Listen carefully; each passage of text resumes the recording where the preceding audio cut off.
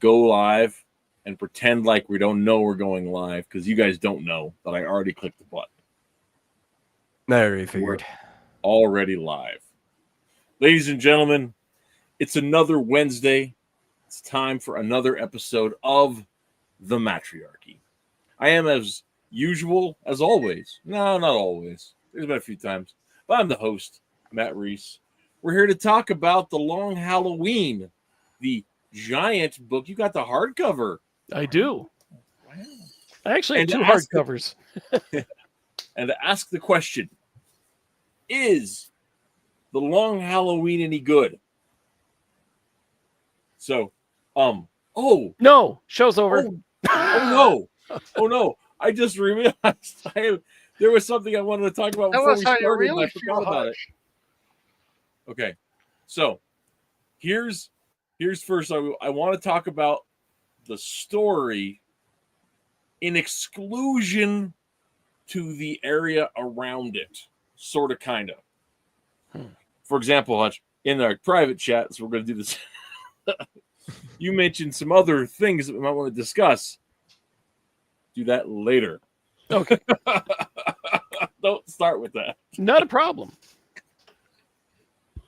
So, of course, this has been part of a process that we set up on. We started in last fall, looking at some of these Batman standards and determining if they really hold up, if they're really any good, in much way that, like, I don't know. I can't remember how everybody on the panel was, but I know the first time I read The Killing Joke, I was blown away. I was amazed. I was stunned. I was like 19 years old and stupid. And I went back to revisit it some 20 years later. I was much less impressed with The Killing Joke. And for me, it was a Tuesday. You felt The Killing Joke was just a normal, average, run-of-the-mill, uninspired book? Yeah, more or less. Yeah. Yeah, first time I read it, I was really blown away by it. But well, I'm surprised how old it is. I just looked it up. It's 1996, 97 when it came out. It is almost 30 years old. And that's rather surprising to me. And in that respect, it is influential on a lot of stuff, including even the Batman and Robin. Oh, wait, no. I don't know when maybe I'm wrong about that. The Two-Face movie would have been 95, wouldn't it? Never mind. Yep. But right around there is kind of where they started redefining Two-Face, who is obviously a big part of this book. At the time, I didn't really... I mean, I thought it was beautiful. I thought the artwork was great. I can't say it blew me away the same way that Killing Joke did, the same way that, while I didn't love it, the Arkham Asylum book was kind of a groundbreaker, and shook things up a bit. But in retrospect, this has influenced a lot of things, and I think for the good in the last 30 years of Batman. Well, and part of my take on it too, one of the things you got to remember too is that, like, when this came out, right, is it was riffing off of Year One. Yep. So it's intended to be the thematic sequel to Year One, and it also sort of retcons the Batman Year Two, right, the second year of Batman, right. It brings some characters that were created later and puts them into the first year and a half of Batman's career. Right. The first appearance of the Joker is unchanged as far as the events on it, but the time scale is moved up to happening in between. Well, and the other thing is Long Halloween starts June Year One. Yeah. I was going through it, and so it actually has crossover with Year One in some of the events. So Selina's first appearance as Catwoman just barely precedes the beginning of Year One, and so there are certain continuity changes that it does and shakes it up, and it ends up forming the new basis for a lot of the late 90s continuity that ended up being preserved going through even in the New 52 stuff. By my understanding, some of that stuff still stood. Yeah. Well, on that note, let me point out that I was, knowing that this was, a new take on an origin story, I was very surprised that they kept the actual application of the acid, as simplistic and original as I think it is. Mhm. Like every time you see a movie or something, he's caught up in an explosion or he falls into a vat or something. It was like, oh wow, they just did the courtroom scene. Yep. Yeah. Well, and one of the things I think is actually really interesting too about this frame, right, is that so this story postdates year 3, right? As far as the actual location of Batman Year 3, and I think you guys all know how much I love what Wolfman did with Batman Year 3. Mm-hmm. Even though it's a little people. Some people it's kind of opinions are split on it. I absolutely love it. Yeah. I love how that shake got, and I love how he folded. Wolfman got the reins for Batman Year 3, and then was one of the main movers and shakers for A Lonely Place of Dying, which phenomenal book, Right. phenomenal. But we'll have to do that one in the series here because I just love that one. If But, I could, sorry, go ahead. Oh, what I was going to say is that, but with that is there that despite that, this does some.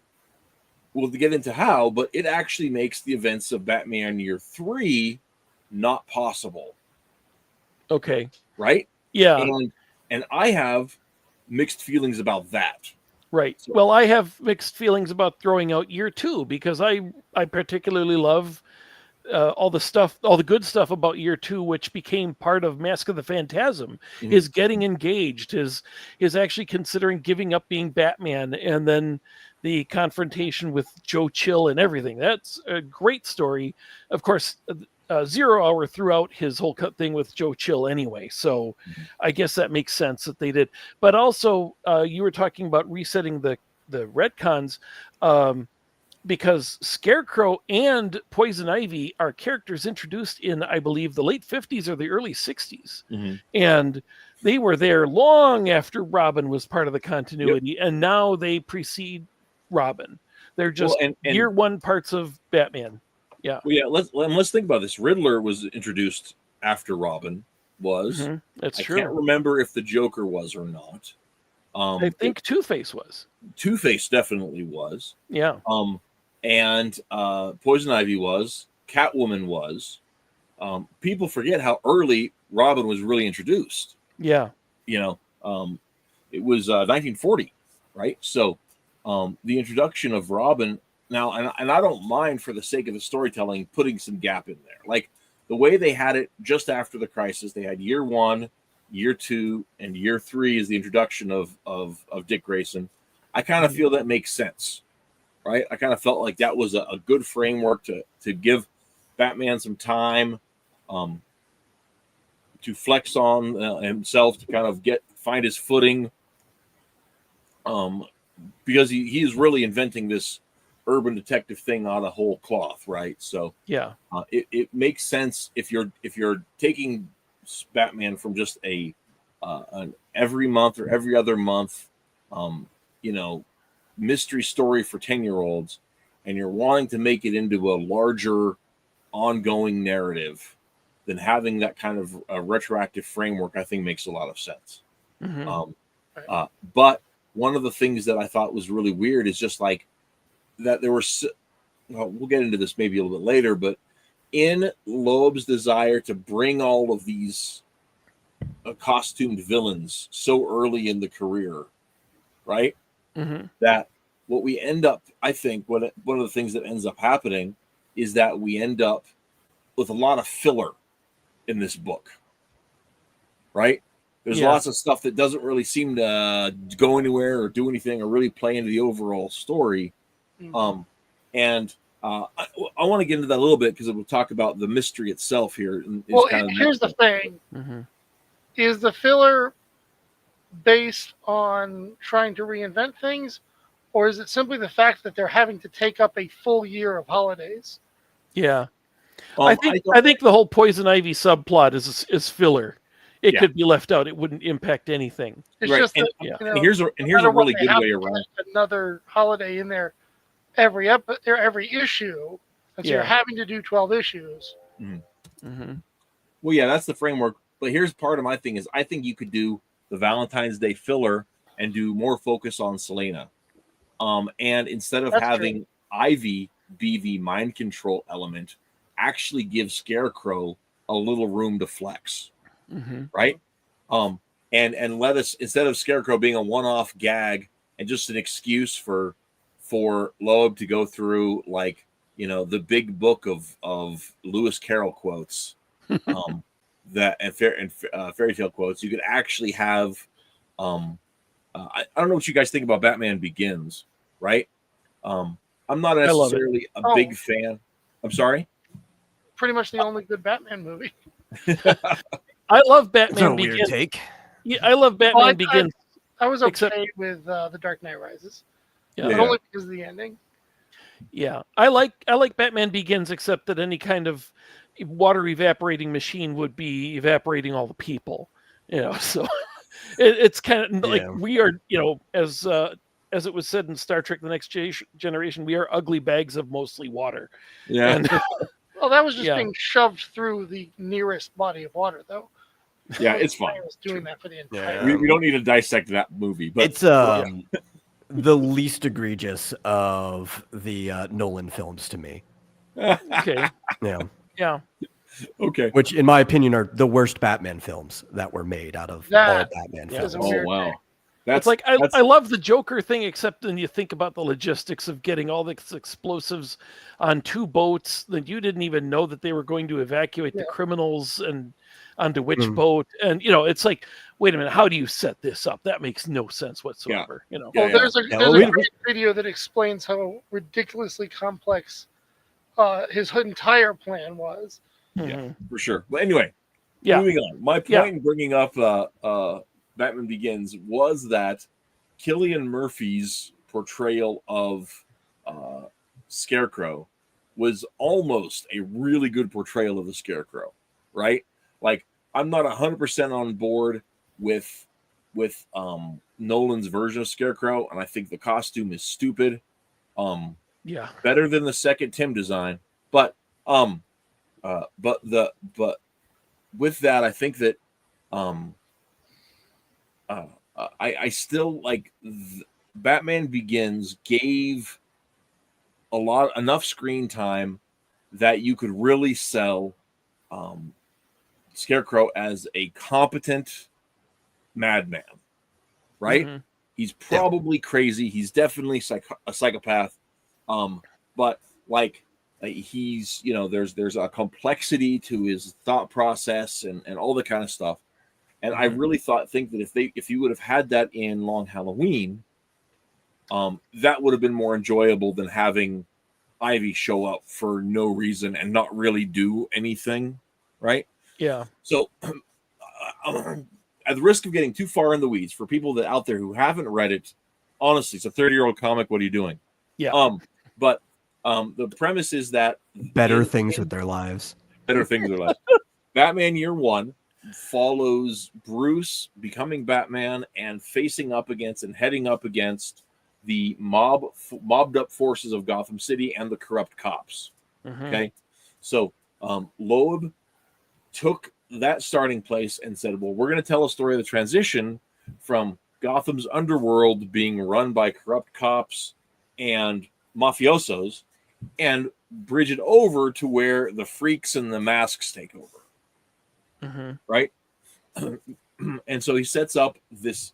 So there's this story where while there's all this conflict within the mob, because all of a sudden Batman is there screwing with everybody's business amongst the different mobs, at the same time, mob figures start getting picked off by a mysterious killer who only kills on holidays, and they're calling him Holiday. Once again, presaging Jeff Loeb's amazing use of nicknames. Can I? What's interesting is that they started calling him that before he had made his second killing murder. Yes. Yeah. That didn't quite make sense. Right. Can I just like calendar man, you know? Hutch, what do you got? Can I mention in the very first issue? I don't know if you have any of the artwork to share. By the way, I don't know if you did any grabs. Oh, I or didn't. anything, I didn't but, grab any. I was okay. not I have prepared. the book right here. I can hold it up just like you can. The first image. Well, first of all, here's Batman meeting Catwoman, and it is kind of a vintage. I don't know what you'd call it. It's kind of like the Jim Balent Catwoman look, moved back to the first year. And Well, they were doing that purple outfit all throughout the 90s. Sure. Yeah. But Yeah. this is what Catwoman looks like as Selena Kyle. And I just love that look of the what would you call it? The ruffled hair. You know, it's not it's what do you call it? Tangled and it's like a street Tousled. cat type of tousled Sure. hair. I love the look of it. The problem is he meets her and then he meets Catwoman like right after. And then he meets her and he meets Catwoman as Batman. He meets Catwoman and she doesn't know that Batman is Bruce Wayne. So she's making no effort to put on a different voice as Catwoman because there's nobody to compare Selena Kyle and Catwoman. And the world's greatest detective cannot figure out that they're the same person. And I know that this is basically a reinvention. It seems like every time they reintroduce Catwoman, they give her a whole new backstory and a whole new. I'm glad they got away from the whole prostitute thing that Frank Miller had going for year one. And this is kind of a different take on her. And I like this take. Well, I just wonder at the whole, how has he not figured it out? And when does he figure it out? So here's the thing. Yeah. And I could be wrong about this, but was anybody talking about Batman's voice before Christopher Nolan? Yeah, Frank Miller mentions it in year one. I'm just wondering how far back this idea goes that he was actually doing the gravelly voice, because It I goes grew at up least. my entire childhood just thinking, I'm reading a comic, characters are in costumes, suspension of disbelief. Yeah. Well, I mean, the Batman animated series, he's doing a different voice between Bruce Wayne and Batman. Yeah, during the first season, they put But it's that not in. rah, type No, of, yeah, it's not. It's not that bad. Yeah. It's just the difference in. It's Yeah. basically the I forget the voice actor right now because I've got something in my eye. Anyway, he basically Kevin Conroy. Yeah, Kevin Conroy, Conroy gives Batman the dad voice and gets Bruce Yeah. Wayne just the bro voice. I never Mhm. recall Bruce that at Wayne all. sounds like It's he like was. the difference between people's customer service voice and their home voice. Yeah. I mean, I usually sound like this, but still. Well, I mean, you can talk about manner, but Yeah. Oh my gosh, that's really awful. that's like what you're talking What about. happened? The difference between I Bruce got and something in my eye. Oh, I don't know what it is. It's Do you need to go wash it out real quick? Or? probably gonna if have you to need do to take that. a break, go ahead. Yeah. We could talk about ridiculous stuff while you do that. Yeah. Okay, so my but I complaint think, about the ending. No, go ahead. No, but I was going to say here too. I think it was more than just about manner, right? There was definitely like pitch and tone in the voice too. Sure. And I think that was implied pretty early on. It's just like Miller's the first one to mention it in words. Like you do see sometimes where like when Batman's talking directly to people, he does occasionally talk in bold letters too, which kind of shows that he's doing like a commanding voice. This has popped up occasionally throughout history. Yeah. I mean, it never occurred to me that he wasn't changing his voice. I assumed that he was changing his voice between Batman and Bruce Wayne. Unlike Selena Kyle, who nobody knows Selena Kyle. Nobody's going to run into Selena Kyle. Why would she change her voice to be Catwoman? Nobody knows who Selena Kyle is. In most everyone knows iterations, Bruce. Yeah. You know, he's Bruce. like every charity event in the city. He's Bruce on the is TV famous. sometimes. You know, and obviously, like even if he used, actually, Batman may even be closer to his normal voice. He might be playing it up in his Bruce life, right? Just to come off as more of that like eccentric playboy billionaire. Even before he was supposed to be a little more playboy, just the eccentric billionaire, calm, friendly guy. Batman needs to be scary, You're right? So telling you kind of me always that a human being sounds like Christian Bale. Yeah. But it's like he probably never got gravelly in that like charcoal in my throat kind of way in the past. But Batman is supposed to be striking fear in people's hearts, right? Yeah. So you kind of assume that he's probably at least talking differently than Bruce would. The thing for me, the idea that anyone would have to keep that up constantly, not to mention the mentality and focus it takes to do that while you're trying to fight people, punch them in No, that's not that hard. Yeah. like the only version of that I ever took seriously was actually the Smallville version of Green Arrow, because he had a machine doing it for him, disguising his voice on purpose. Right? And you could tell that it was a disguised voice because he's got that, what is it? Digital sounding voice. It's like, okay, that's just a voice disguiser. It's not, I'm trying to be scary because I have to put on an act, Yeah, they tried that on the Flash TV show too for about 1 or 2 times when he's talking to his girlfriend and he's, like moving really fast and jiggling really fast and his voice is going, brr, brr, brr, brr, and then they no, they didn't do, they dropped. Yeah, but you don't that. actually It's have annoying. to try though. What's that? Right? Especially if you've you're talking about mentality. It's not hard to sustain the mentality. Yeah. If you're getting into character, right? I put on a voice when I'm talking to most people. Like I talk a little higher pitch voice than I do when I'm just like tired, home alone by myself. Right? My calming. Yeah, but we're also still always going to recognize it's your voice. Possibly. But what I'm saying though is when you're already in the right mindset, even if Batman's voice isn't that much different than Bruce's, the fact that he's changing it at all, and then you see Batman's figure, like his cowl and everything, that's enough, right? That's more than enough for people.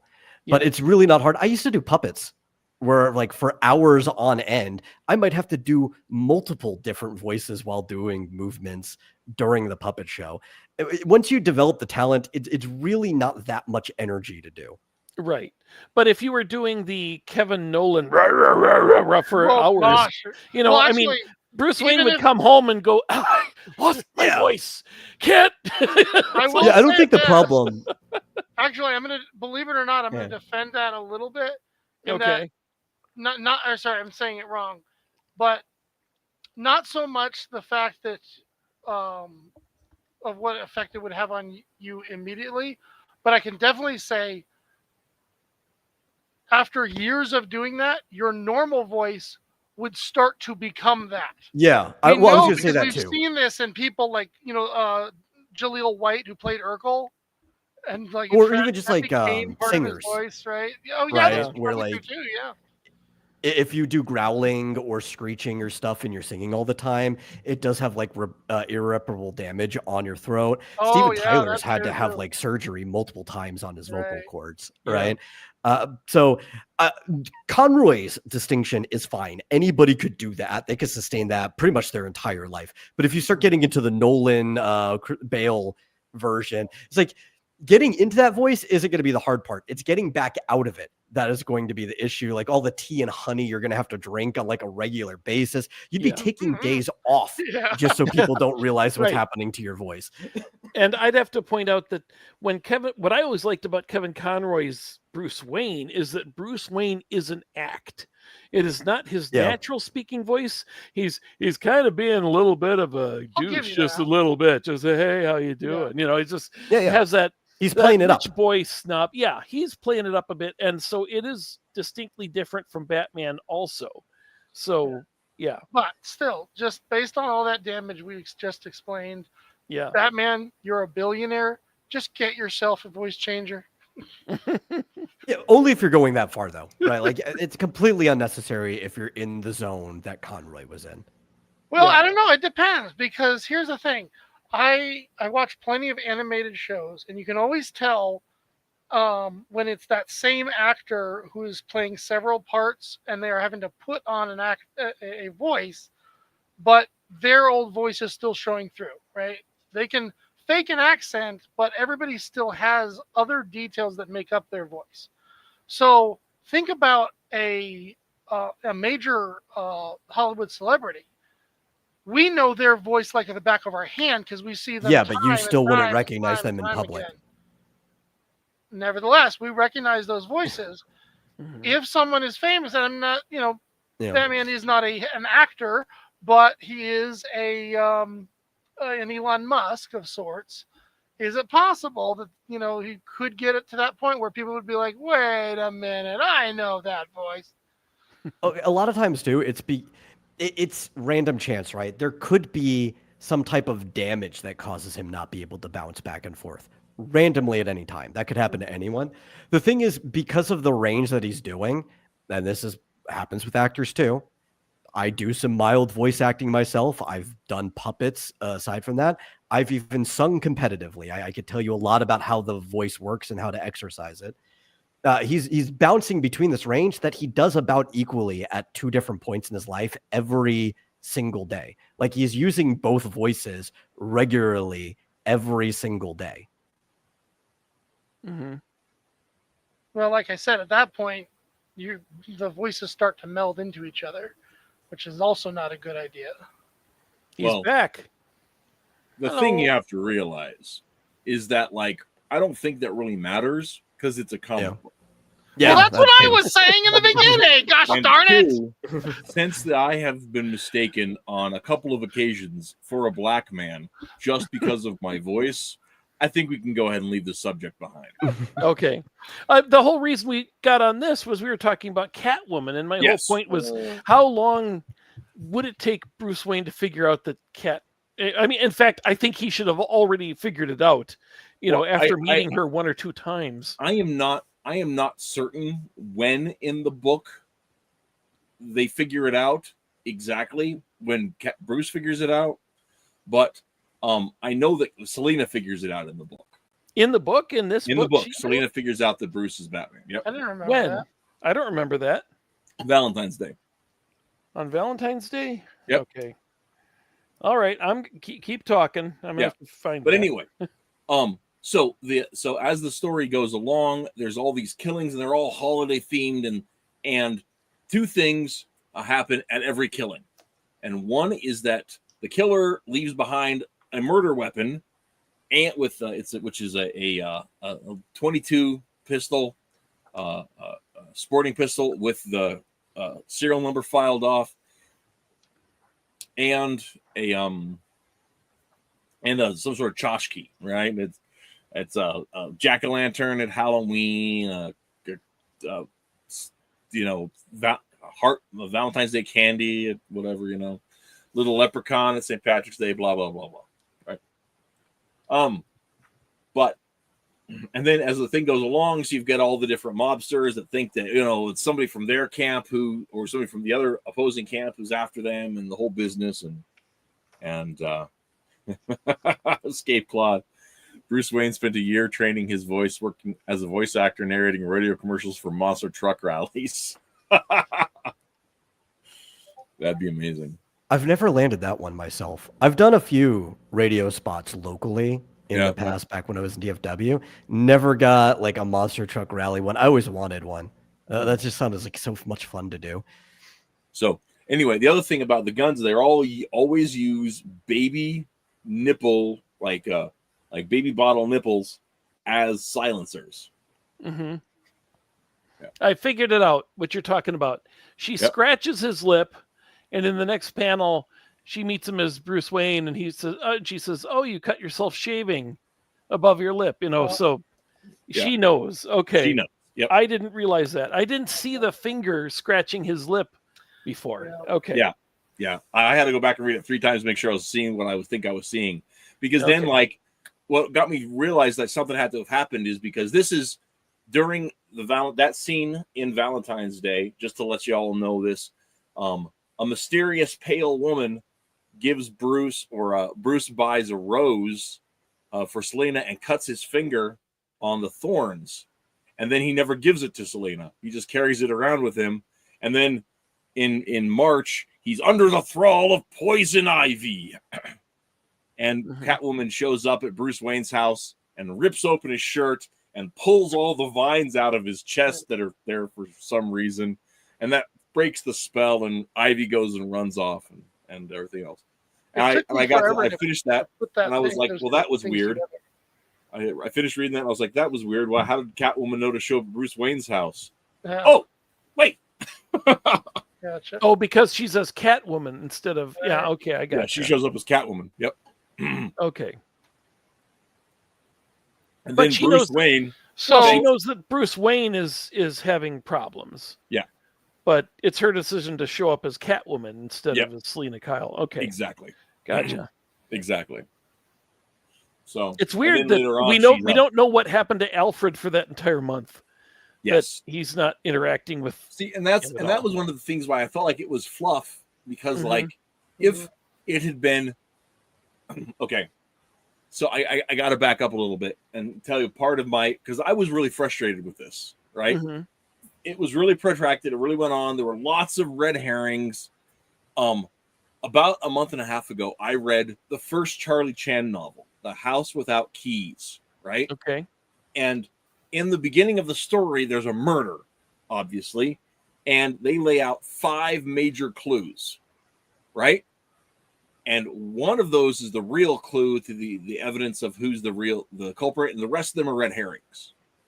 So throughout the Okay. whole book, there are 2 things that happen. One, well, they're in terms of the murder mystery.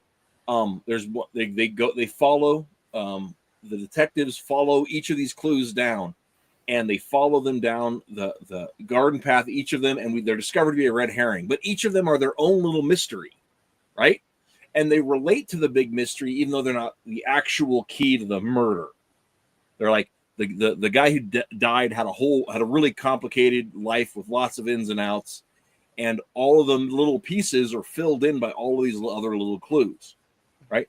So you're getting bamboozled by the writer with all the red herrings, but each red herring is its own mystery. So there's no sense of loss or dissatisfaction for being misled, right? Right. A lot of writer stories. It's not time wasted.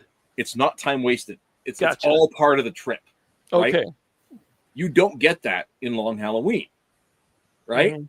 So even Poison Ivy, why was she involved in all of this? Well, she was hired by the Roman to because he wanted Bruce Wayne to lay easy on him for the bank, blah blah blah blah blah blah, Mhm. all this kind of stuff. Yeah, it's related, but it doesn't have anything to do with it. First, there's no mystery; it's obvious what's going on. Nobody's is investigating Poison Ivy's involvement. It's all just handed to you, and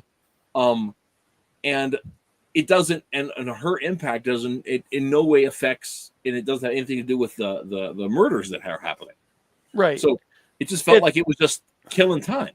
It does feel. It is kind of interesting in that it is the mob hiring a supervillain because there is actually a useful use for that supervillain. I mean, it isn't just, hey, go rob a bank. It's like she has a power that would actually be useful for this, and I would like to hire you to do this. And it's like that you rarely see a supervillain being used that way. I did like that, but at the same time, this is like you say, it's just after year 1, and this isn't the first time we've seen Poison Ivy or Scarecrow, I guess. So they have done something even before this, but we haven't seen that. So it's like, it's kind of weird that we've skipped the introduction of their origins, and that all of them, even Joker, is like, oh yeah, it's those guys who have been out and have committed a bunch of crimes and they keep going back to the asylum already. It's only year 1 and they've already been in and out and done a bunch of cases. Right. Riddler's old hat too, Yeah, and Riddler's there's nothing. Like in the first Riddler story, I recently picked up a reprint of that, and it is just so much fun. Mm-hmm. Riddler is got these huge. There's riddles and there's puzzles, and they're deadly, right? Like Riddler in his original thing, he's not murderous, but he has no care whether people die in his death traps. Right. He's not setting out to kill people, but if you're not smart enough to get out from being crushed to death, I guess that's your problem. Yeah. Right. But here we have a Riddler who's already kind of a joke, who's already kind of played out. And you can just tell that Jeff Leb doesn't care for the character. Really. Well, yeah, I mean, and with all of these cases, I mean, even Riddler's, like, he's being brought on because he's got a specific set of skills, being a puzzle master. Mm-hmm. But like at the end of that whole ordeal, and like that was the April Fool's segment, and in both it follows Batman and it follows Riddler laying out who they think could be the criminals, based on the evidence that we have so far. But neither of them are really come up with a reasonable sets of stories, right? Mm-hmm. And Falcone threatens to kill Riddler if he doesn't tell him who Holiday is, and Riddler can't. And so he's, instead of being killed, he's thrown outside, and the whole thing. Yeah. I really hate that at the end of that, what the April Fool's Day non-kill is that the killer, the Holiday killer, shoots 14 bullets around the figure outline of, is it 14 or 20? It's in a ridiculous, it's basically outlining in a dotted line around the character as he stands there. And it's like, that is, first of all, you're a great shot if you can do that every time and miss him. An amazing shot. And the character that we learn who it should not be a good shot. And secondly, he is staring at the Holiday killer the whole time because he doesn't move his arms and go, he's standing there like this, just looking, and does not know, is it a man or a woman or anything about this person, having looked at the Holiday killer. And it just, that whole thing, I hate it, because there's no way that happens. Well, you know, and then later on, Batman actually asks Riddler who it was, and the Riddler just gets babbly and weird. And it's like that really bothered me. The other one is they have this, they introduced this Irish gang who's hired guns for the Falcones, and Holiday kills all of them, like the whole mess of them, like at once, right? Yeah. But here's part of the thing I want to get back to. One of my beefs with the thing is the whole shtick of using the baby bottle nipple as a silencer. Doesn't that only work once? It works once, maybe works once. Like it sort of stretches credulity to say it would work and not just come off of it. Yeah. If it was going to work, it would work once. Yeah. Right. And every single one of them is a double tap. Yeah. There's dozens of these killings that are going on there. So it's one of these things, like I think maybe part of why I found it really like intriguing when I was young is that I didn't know really much about guns, right? I didn't grow up around them. I knew basic stuff, but not anything like that. And I've gotten older, I learned more, and all of a sudden this reads like, some big lib wrote it and never had anything to do with guns. And the other thing was, So the I guess one question I want to ask everybody is, as the story went along, there were lots of clues that were parsed through it, and while I think that Loeb did a kind of a bad job in laying the clues out there before you, there were lots of red herrings, but a lot of the red herrings were about the way that the characters were talking about the clues, not the clues themselves, because the story isn't complicated enough to have genuine red herrings, which is one of my other problems with it. But Gordon has an idea about the case, and Batman has an idea about the case, and Catwoman chimes in every once and again, and Falcone has an ideas about it, and Marone has ideas about it, right? But the clues themselves, what do you guys think about the way the 12 murders or 12 instances of murder are laid out? Did you find those at least approachable? Okay, so I haven't exactly read a lot of murder mysteries in my time because it's just not up my alley. But from what I have seen, I feel like there are two different types. Like back in the day, if you were to read a I think Agatha Christie novel, was she the one who was writing Mr. Poirot and all that? Poirot, yeah. She wrote Poirot, she wrote Miss Marple, she wrote Harley Quinn. So you'd have this murder happen like in the middle of a big hotel. And right off the bat, there are like 15 possible different subjects. And we meet every single one of them right away. Even so often before the murder happens, we've already gotten to know them. So the red herrings are already made part of the story. Then it just becomes a case of interviewing them all. and everybody's story is told equally. Then at the end, we see how all those stories manage to fit together and reveal the one story that needs to be told, right? You watch enough NCIS and you figure out where the difference is, where nowadays we go from one suspect to another, interview them entirely, then write them off, and then find a clue that brings us to the next possible subject, write them off. And it's this journey as we go through people. I learned a long time ago, the answer is whoever the first suspect is. Because what they're going to do is they're going to write them off and hope you forget about them and you get to all the way to the other side. And then there's that one little detail. They say, oops, looks like it was them after all, right? Mm-hmm.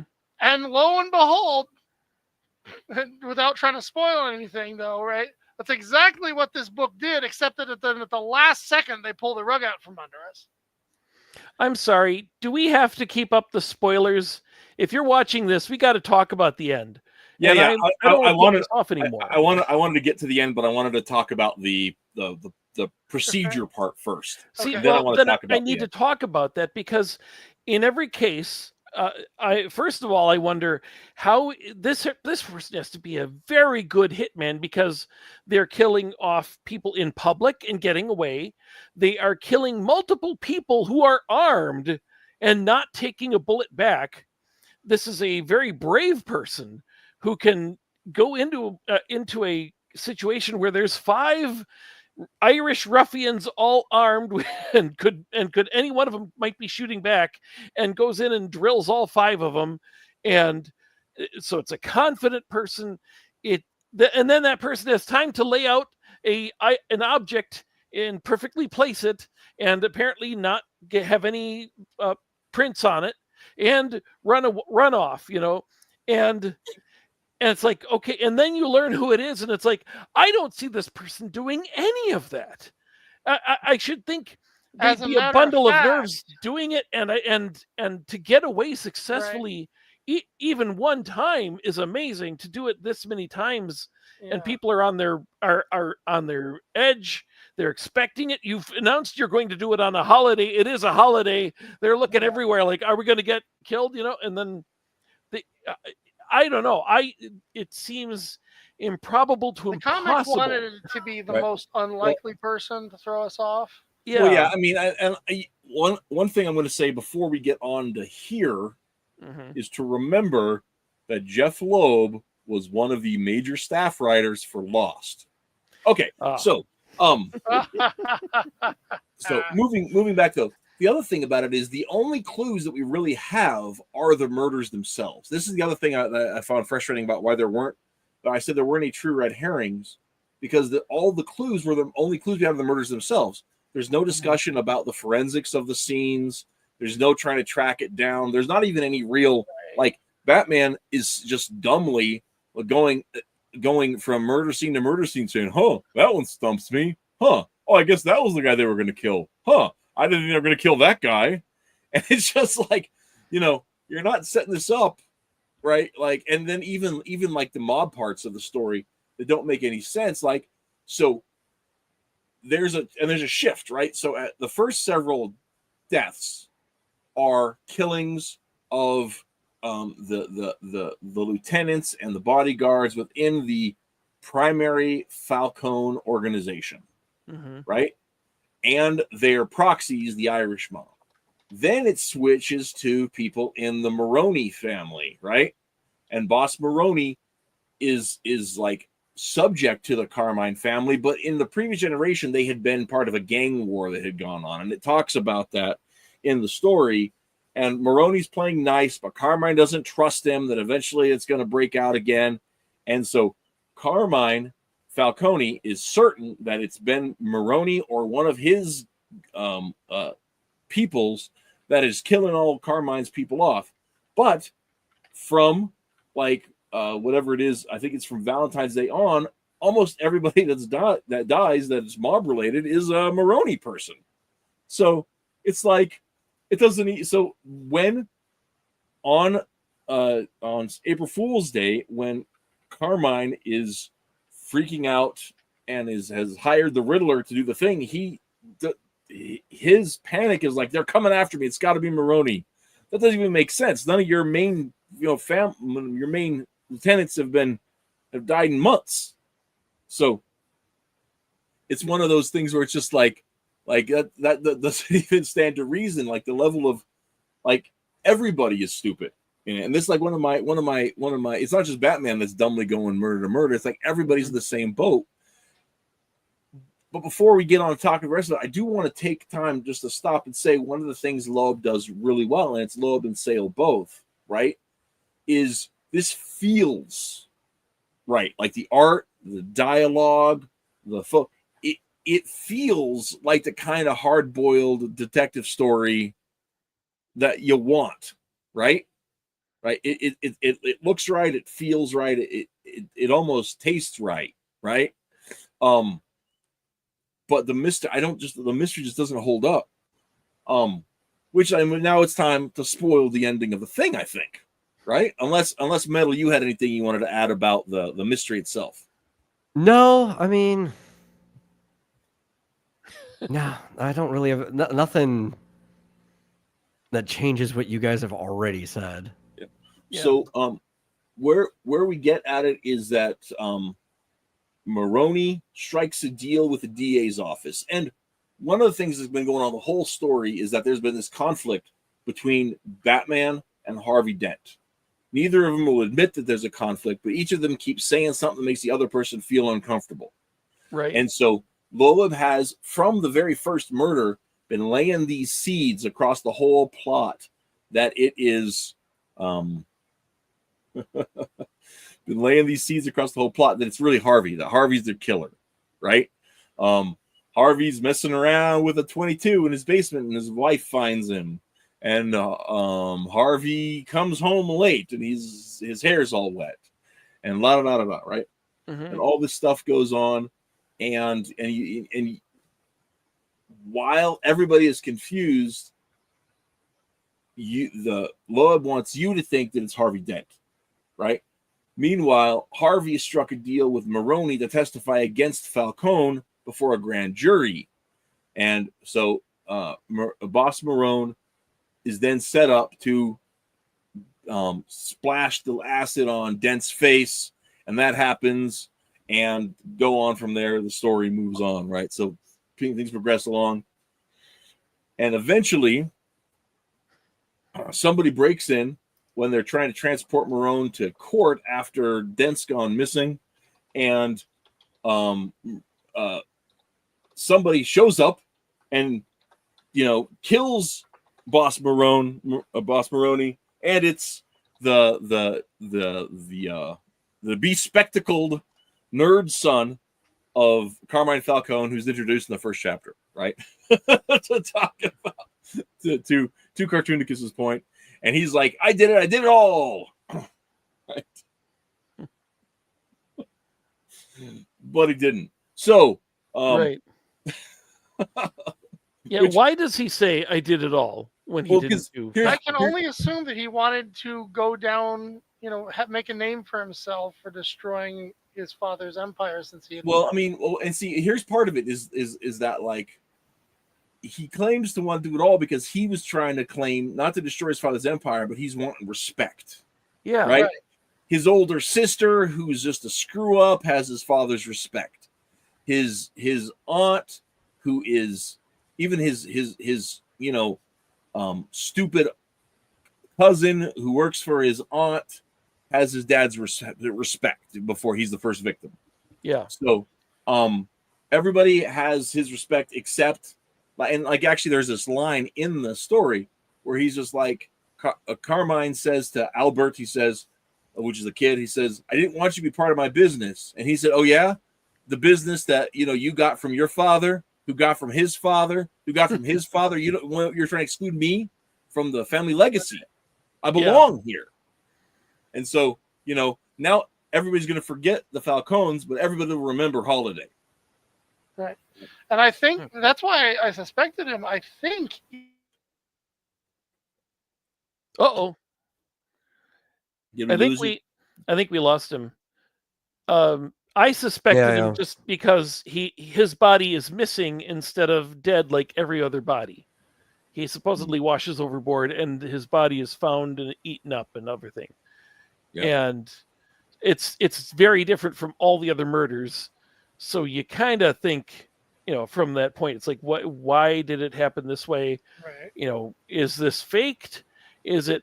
And I'll admit, I don't get it, because later it seems like they're saying that Harvey did kill him, but it was a fake. So I don't know. It may be his own. Maybe the person who thinks that Harvey did it is wrong, but it made sense to the holiday killer. So and here's the thing. I really wish, Twitless, that you'd showed up here, because I profoundly disagree with you. There's still time. Yep. So we got to spoil the very ending. There's a 2-page fold at the end where it's revealed that Harvey's sad, lonely, horny wife, Gilda, was the real killer all along. At least to begin with. Where she had figured out that if she could take down the Falcone organization, then is it Falcone or Falcone? It doesn't matter. I always said Falcone. I probably Falcone. He probably Americanized it, or it's always been that way. Yeah. I don't know. Anyway, it was probably Falcone. Falcone. Yeah, probably. I don't know. I'm not Italian. Falcone. So, yeah. Falcone. Yeah. Yeah, that's right. Hey, manja. Okay, so that if she could bring down the organization, then that will give Harvey more time to stay home, and then they can, get on with making babies, because that's the whole point, right? Yep. And so she studied all of the case files and knew all the people, and was sneaking looks at all of Dent's files when he was asleep, and learned about how to use guns and all this kind of stuff. And she decided to start killing folks, because that's what you do. So she snuck out and killed the first guy and the second guy, and then Harvey shows up after the third guy gets killed with his hair all wet, and he probably killed that guy. So that's something they can secretly do together, and that's couple stuff. Yeah, squad goals. And then eventually, that other guy shows up and starts killing the other people. So she Albert stopped. Yeah, because Albert starts killing the Maroney guys, and and Albert killed the coroner, and Albert killed his gun supplier from Chinatown. Right? See, I thought he didn't kill anybody but that one last one, and was just taking credit. No, I'm pretty sure that he killed half of them. So So take that. Leave the gun, take the cannoli. Hey, leave the gun, take the cannoli. Yeah. We gotta. Yeah. That's a whole thing of itself. So yeah, the thing is like the twist felt to me the first time I read it, I was just like, okay, I can see this, because Loeb tries really hard to make you think it's Harvey, but Sale tries really hard to let you know it's Gilda.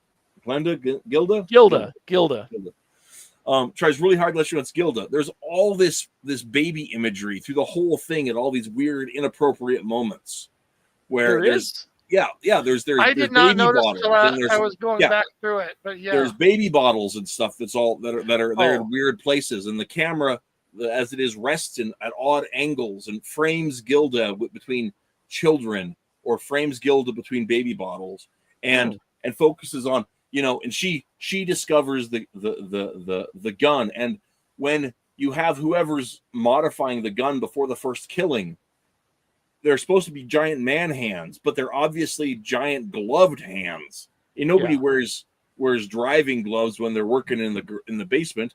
And then the next thing we see Harvey in the basement, the same basement workshop, but he's not wearing gloves, so it's not the same guy. Yeah. Obviously, you would use gloves if you always wear gloves touching the guns, multiple guns, because you leave the gun every time, right. and you're so nervous about ever leaving a print on there. You can wipe that down 100 times, and they're gonna, run tape along the inside of the trigger, and we got a partial, So she's being smart about that. I get that. Yeah. Yeah. Well, but my thing is like, so the first time I read it, I was like, oh man, this is like a Kaiser Soze level twist. Mm-hmm. And the next time, and this time when I read through it, I was just really just underwhelmed because it was just like, yeah, it just seemed laborious. And the fact that like there are so many people that should have been like more aware of what was going on. It just made Batman look stupid. Right. And so that's one of the things that like you're watching it, the second time you're reading it, you know from the beginning it's her, and now you're looking at it and going, wait a minute, how's this housewife getting downtown, getting into these situations, getting into these precarious, places, knows where to find them, knows where to, and then shooting them, laying out the thing, laying out all the bullet casings in the weapon, and then running off and not getting caught every time. And it's like, now that you know it's her and you're reading it that way, it's like, this does not make sense. Well, and then you also have, also have the I mean, like the in the big reveal, it's like, oh, I left the hospital after I'd been blown up. Right. It's like, okay. Yeah, she had trouble getting out of a wheelchair. Yeah. Well, I mean, that was a fake. That was a fake. It's just one of these things where it's just like, as a fan of mysteries, like I just felt that because there weren't any real clues, there's just coincidences, right? And you can kind of piece it together at the end, but even with it, it's just like I didn't need another Two-Face origin story, so I'm really glad they were really light on that. There wasn't a whole lot of the introspection from Harvey, but I'll fight you on that. But go ahead. Oh, hey, Twitless is here. I just had to come in and briefly defend why I think that the final twist is really Reese good. was baiting you in for that. Well, no, I asked him directly. I'm glad you came, and you don't have to stick around for a long time. But yes, please tell me why you like it, because I can't stand it. I get where you're coming from. I can't even argue because the exact nitpick points necessarily, but I will say that I still like it, and I think there's an avenue for this to work still. And I even think it answers some of what Hutch was saying. And the reason is this, and it's addressed at the end of the comic, and I actually really like it, which is the idea that if Batman is going to miss a case, it's not going to be because of something grand. It's going to be because of something small, because of the world in which he resides. And there's a big undercurrent in this whole comic about the difference between essentially the mafia, which is kind of like nods to more of the golden age, of where, the noir roots of Batman and I fight gangsters, versus fighting people with superpowers and paranormal abilities and gimmicks that are just well and beyond regular gangsters. And the story really starts with, basically the mafia, the Falcones, the Maronis and such. And this is not the first time we've seen this story being told. I know Hutch can definitely, track this, by issue and date better than I can. But there's definitely this transitional moment that we've seen discussed multiple times in the comics, usually around where it's usually the origin story of Gordon becoming commissioner, where they kind of sit this. But it's the idea that there's this moment where Gotham's crime underworld transitions from the mobsters to the freaks. And that's very much on display in this story. And Batman essentially is, transitioning. He's either part of the reason why that happens, depending on who's telling the grander narrative, but he's situated at a point where it's like, okay, I now need to be the person who addresses the fact that we have beyond common criminals. So the idea that essentially, the reason why I like this little twist, and the reason why I don't think it makes Batman look stupid, if anything, like I said, it feels like it's the one Achilles heel that like I said, it kind of works for me, is the fact that Gilda is slipping in between. She's literally slipping between the cracks. The whole point that from what my reading of it is that everyone is paying attention to Joker doing giant crime on Christmas, and Poison Ivy doing large crime on the holidays, essentially, right? There's these huge moments. They're flashy. They draw tons of attention. The real way to get away with a crime is like I said, slip in between. And to essentially be a nobody, to be just literally urban housewife who's doing these minor, maybe not minor, but she's doing rudimentary murders essentially, and she's not trying to blow up the Gotham. If she was doing something grand like blowing up the Gotham Bank and getting away with it, I would roll my eyes and be like, "There's no way Batman doesn't catch that." But the idea that she's essentially hiding behind layers, where it's like she's hiding behind at the end she's hiding behind Two-Face, right? She's the other. She's the normal. There's another Two-Face joke or reference you can make there, but she's basically hiding behind him, and I don't know, it doesn't, to me it doesn't make Batman look stupid. It's like, again, it's the blind spot that comes about because of this shift, right? And if you were going to get away with a crime, it would be through this avenue, and I kind of like that. Again, I'm not saying that Loeb's execution is perfect. I do agree with largely with what you guys are noticing. I think there's some clunkiness throughout this whole series. Part of that's probably because they're trying to structure it in that 13-ish, trying to hit issue 13. They're trying to do certain things with just even the way the series is set up, right? Every issue needs to be a holiday. We're hitting the unlucky number with 13. So there's a lot of things they're attempting to do. But overall, I kind of like that. Yeah. The one thing I want to take issue with it is, I can kind of see what you're talking about. I can definitely see what you're talking about with that, and I can kind of see the appeal of that, but the crimes still don't make sense. I mean, like, it's like the frail woman with a 22 is not going to take down 5 hardened gangs. You can listen. The Thanksgiving, if you don't take it to the heart, you can walk away from a 22. Yeah.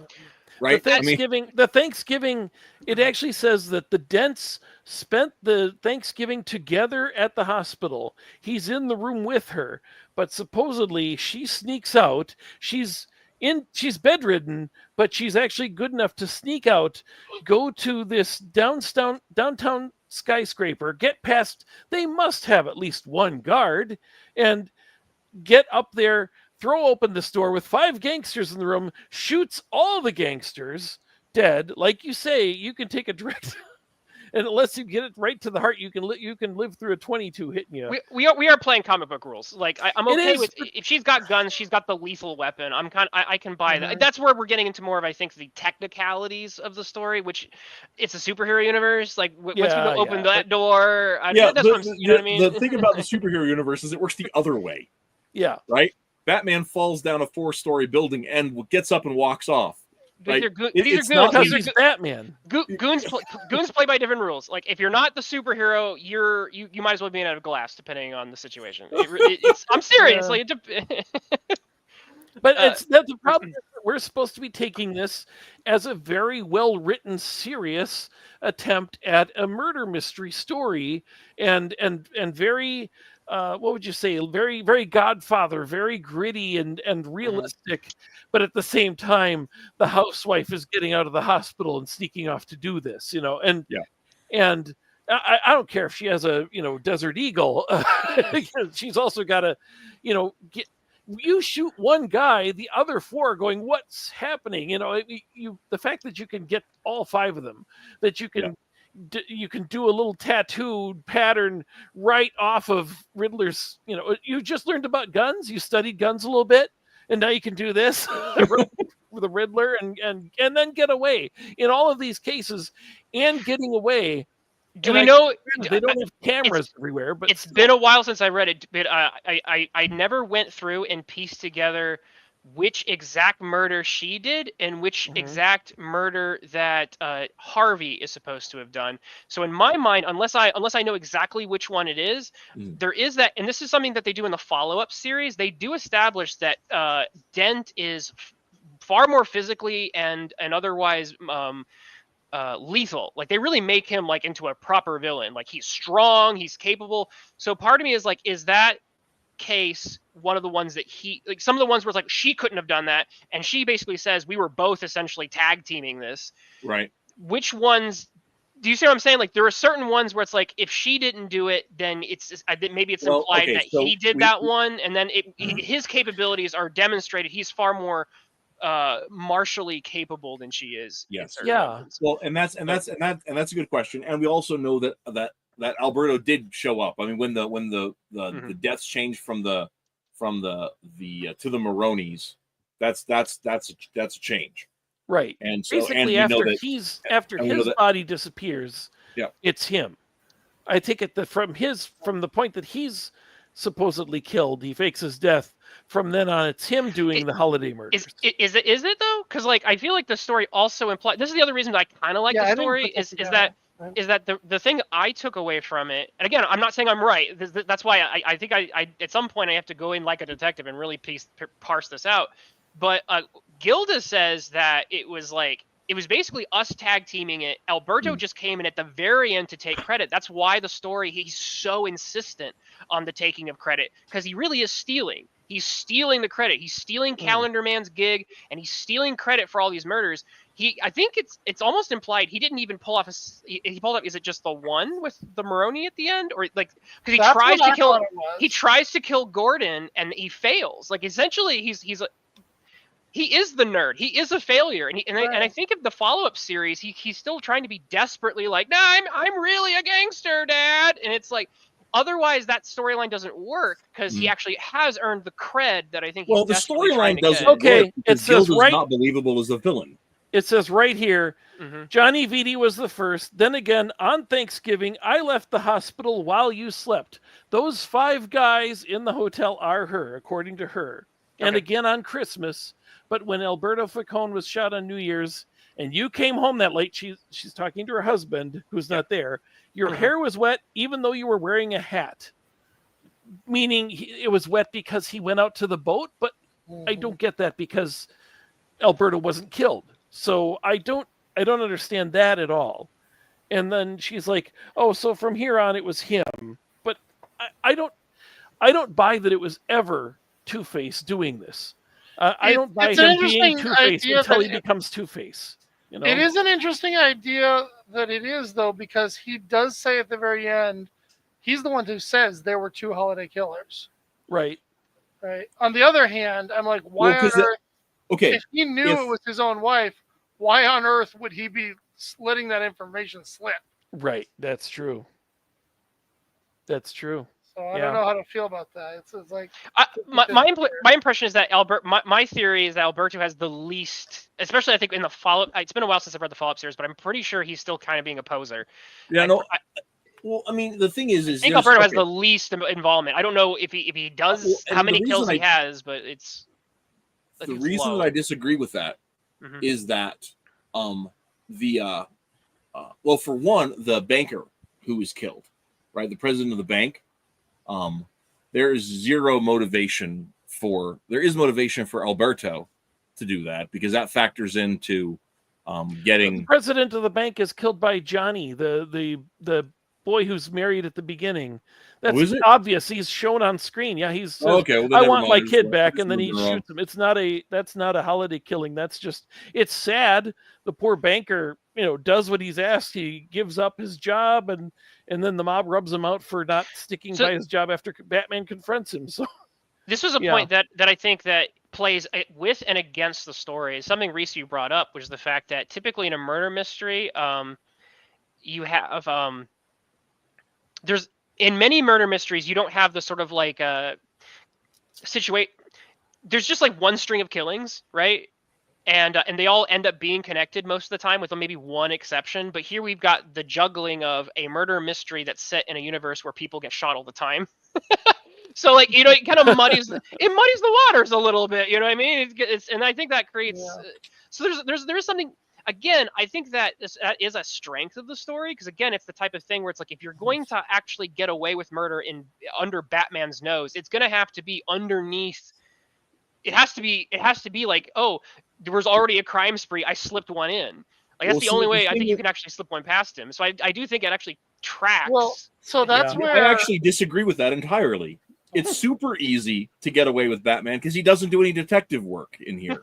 He just shows up and says, "Huh, I don't know," and he goes on and dances around on the rooftops with Catwoman until somebody else dies, and then he shows up mid like, "Man, this has really got me stumped."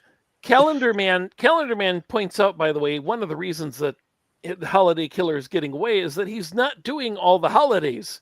He doesn't do, she doesn't do Arbor Day, doesn't do President's Day or either the president's birthday's in February, does do Valentine's Yeah. Day. It's like, From so it has Calendar to be Man's one of the big perspective, ones. this is a slacker. He's a hack. Yeah. Yeah, You've exactly. taken a whole year to do this?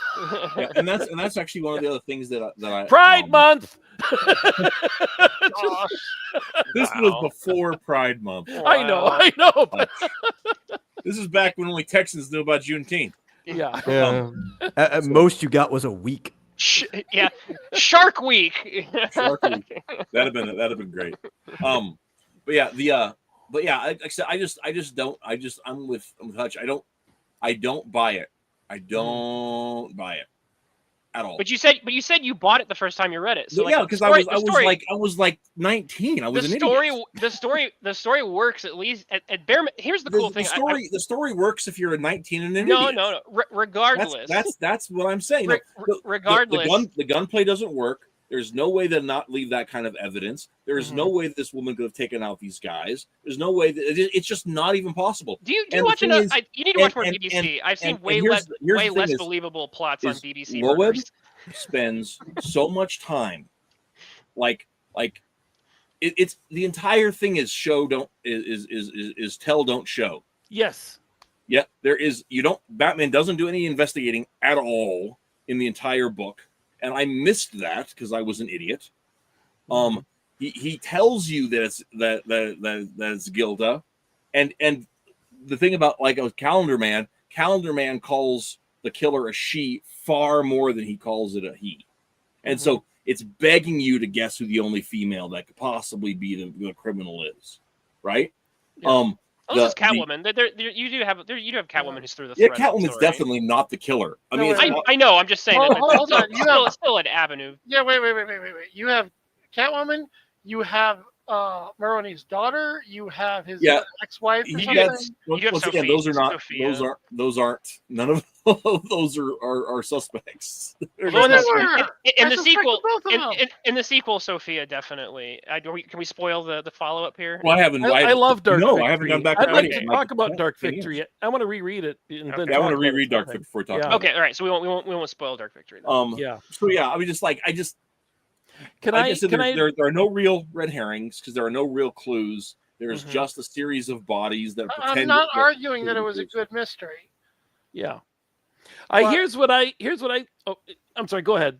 Finish your thought. It wasn't a bad mystery in that, like, the clues that they do give us don't work and everything, right? They just basically keep us in suspense until they tell us. That's where the ending is. I have a hard time figuring out what I think about it, because getting back to the part where I suspected what I thought was the right person based on simply picking him out as the first person we saw, right? And it turns out that is the case. At that point, I was like, all right, story finished. And then these last 2 pages jump out at me. It felt like this completely tacked on last minute ending. And even though I know it can't be this, because now I've seen all the little imagery and little it's not just that they leave in there. I mean, I would have totally been willing to believe that they came up with this idea afterward and added it on, because it doesn't really feel like. And Loeb's not above that. That's exactly what happens in Hush. Right. Well, okay, so I started thinking to myself, what if it had gone like this instead? There was an original killer. Then there was a copycat murder. Then the gangsters hit somebody as revenge. And then the Joker got involved, right? And you end up with basically a different person for every holiday, and you connect it together with this one long string of events, which inevitably ends in Harvey Dent becoming Two-Face. And then you get back to the end where the very first one. See, you gotta be careful. You gotta be careful when you do a complete rewrite, because it's like everyone's gonna have their own version of that. So if you want to do that, my recommendation is fix the least, or do the least amount, because then we don't end up derailing the conversation into, well, here's how I think half of that is wrong, and here's how I do. You know what I mean? I'm just saying what I think would have been far more interesting to me. I don't agree. I actually do think the end result here, it's whether or not the execution needs improvement. Again, I've got issues with Loeb in general. The end result of someone sneaking a crime under Batman's nose underneath the guise of being basically a nobody, but shading the somebodies who have taken control of Gotham, and that's the way you get away with it. I like that. Now, again, I'm with. I do think Reese is pointing out some very interesting things about like how the detective work or isn't working, and that's fair. But I will say that I do like the ultimate. I like the destination. Maybe the journey needed to be developed better, but the destination here about this is how you pull one over on Batman, I like. Yeah, I mean, the other thing. Now, let's go ahead and shift the conversation a little bit to the metatextual aspects of it. Oh, Hutch had something before we get to that. Hutch had a point. What I wanted to say about the ending is that you say that one of the big problems here is that she tells everything, and just all you see is the hands throwing stuff into the fire, and she narrates everything. And it would be so much better if this was like maybe 4 pages long, and you see her like chuck the gloves into the fire, and then a flashback to her doing the first murder, showing how or a couple scenes of how she first did this first one, how I came up with the thing about taking the number off the gun and then using the baby nipple as a silencer, which again, it bugs me that does not work more than once, and every I never thought of that before. That's an interesting point. I'm gonna agree and disagree with Hutch here, and I'm gonna say it this way. Yes, that is the way to do it if you want to settle the story. One of the things that's happening with, and this is something that comics can do better than any other medium, right, is the idea of the fragmentary story. The fact that she tells us, which is a technical weakness, can be interpreted as a strength if we look at this through the lens of the unreliable narrator. The minute that the story shows her doing a thing, that is settled. We no longer have that sort of water cooler who actually did which murder. So the idea of wanting to keep some of this ambiguous, or like I said, is Gilda lying? To what extent is she not telling the truth? The fact that this is a bit of an open mystery, and I think that's maybe one of Loeb's best things that he executes in The Long Halloween, is the fact that for people who are going to pick this apart, people are still picking it apart. They're still coming up with their own theory of exactly what happened. It's kind of the unsolved mystery. So you're saying that Loeb's real strength is in being a sloppy writer? You're saying that Lost is good? No, I didn't say that. I didn't say Lost is good. Hell no. Okay, but how do you create a mystery no one can pick apart? Don't give him a mystery. Yeah. But what I'm saying is that it's whatever you want it to be. You need to do more than that. It's definitely not purgatory, guys. I guarantee. Okay. I swear. I can't defend Lost. Okay, but I can defend this in the sense that there's something to the fact that, like I said, Gilda's telling us, and it's like, yeah, that is a problem, but that's what allows us to continue to interpret this. The minute that we see it with our own eyes, the answers are settled. And that's something that through that the language of comics here is, I think, actually selling very interestingly, is for us to go, to what extent are we taking her word for it? What are we doubting? We go back over the evidence, which is the comic pages themselves, and then find out more about it. I actually kind of like that better, ultimately, as an effect. I agree that typically from a storytelling standpoint, if you actually want to give answers, Hutch is completely correct. That is what you'd need to do. In fact, the video game Heavy Rain does exactly the exact thing at the climax where the killer literally is burning evidence. But if you did it here, I actually think it would ruin it more. It actually would reduce it, lower it more. I think it would actually be a lesser maneuver. Did anybody see? Sorry. Did anybody see the animated adaptation of this? Nope. I never. I did, but I don't remember if I thought I saw the whole thing when I had a subscription to Max, for a few months, and I could have sworn that it didn't actually have her as the killer at all. It just had Falcone's kid as the whole thing. And I could I do be know wrong. I think you might be right. I know when they did Hush, they completely rewrote who was so some of the animated Yeah. ones they take the ending and really do a number on it. So it Well, wouldn't that surprise me. sounds like probably a good move because. No, you would not like what they did at the end of that no. So, anyway, we we definitely need to do a Hush now. Twitless, like I said, I want to talk about some of the metatextual concerns about here that I have. But before I get into that, I know you said you just wanted to jump on to defend the book. And before I didn't know if you needed to leave, but before you did, I wanted to find out if you can make it next month for our Batman story, then I want to do Hush. Oh gosh. Otherwise, we'll probably look at Batman Year 2 because I want to see a different interpretation of this time period. When in the month are you doing it next month? I don't know. Okay, well, if you're whenever you're free, right? Yeah, I can probably do it next month. Yeah. Okay. Then let's look at Hush. I wanted to vent my spleen about Hush. I know, but I like Hush, so this is going to be a fun one. It's going to be another. You like Hush? I do. Wow. Okay. But it's been a while since I read it. It's been a while, so like I've not sat and like read the whole thing. I do like Jim Lee's art. That's probably half of what sold me on it. Mm-hmm. So anyway, so next month's Batman, Is It Any Good, is going to be Hush. Okay, and then we'll do Dark Victory. And then we can do either Dark Victory or Year 2. Okay. Either one. I watched Dark Victory has got some connections. Long Halloween and Dark Victory are pretty strongly connected to HBO Max's Penguin, which I watched for some other material, which is interesting to compare. So if you want to do some intertextual, you can compare Penguin to what happens in Dark Victory. Can I say what I like the most about Long Halloween? Oh yes, please. What I like the most, and we didn't really talk about it much, is and this is assuming that Harvey Dent is not at all the holiday killer. I don't think it makes it's a problem for me if he's killing people before he's Two-Face. So, he may have those inclinations where he's like, maybe we should just, say that these guys,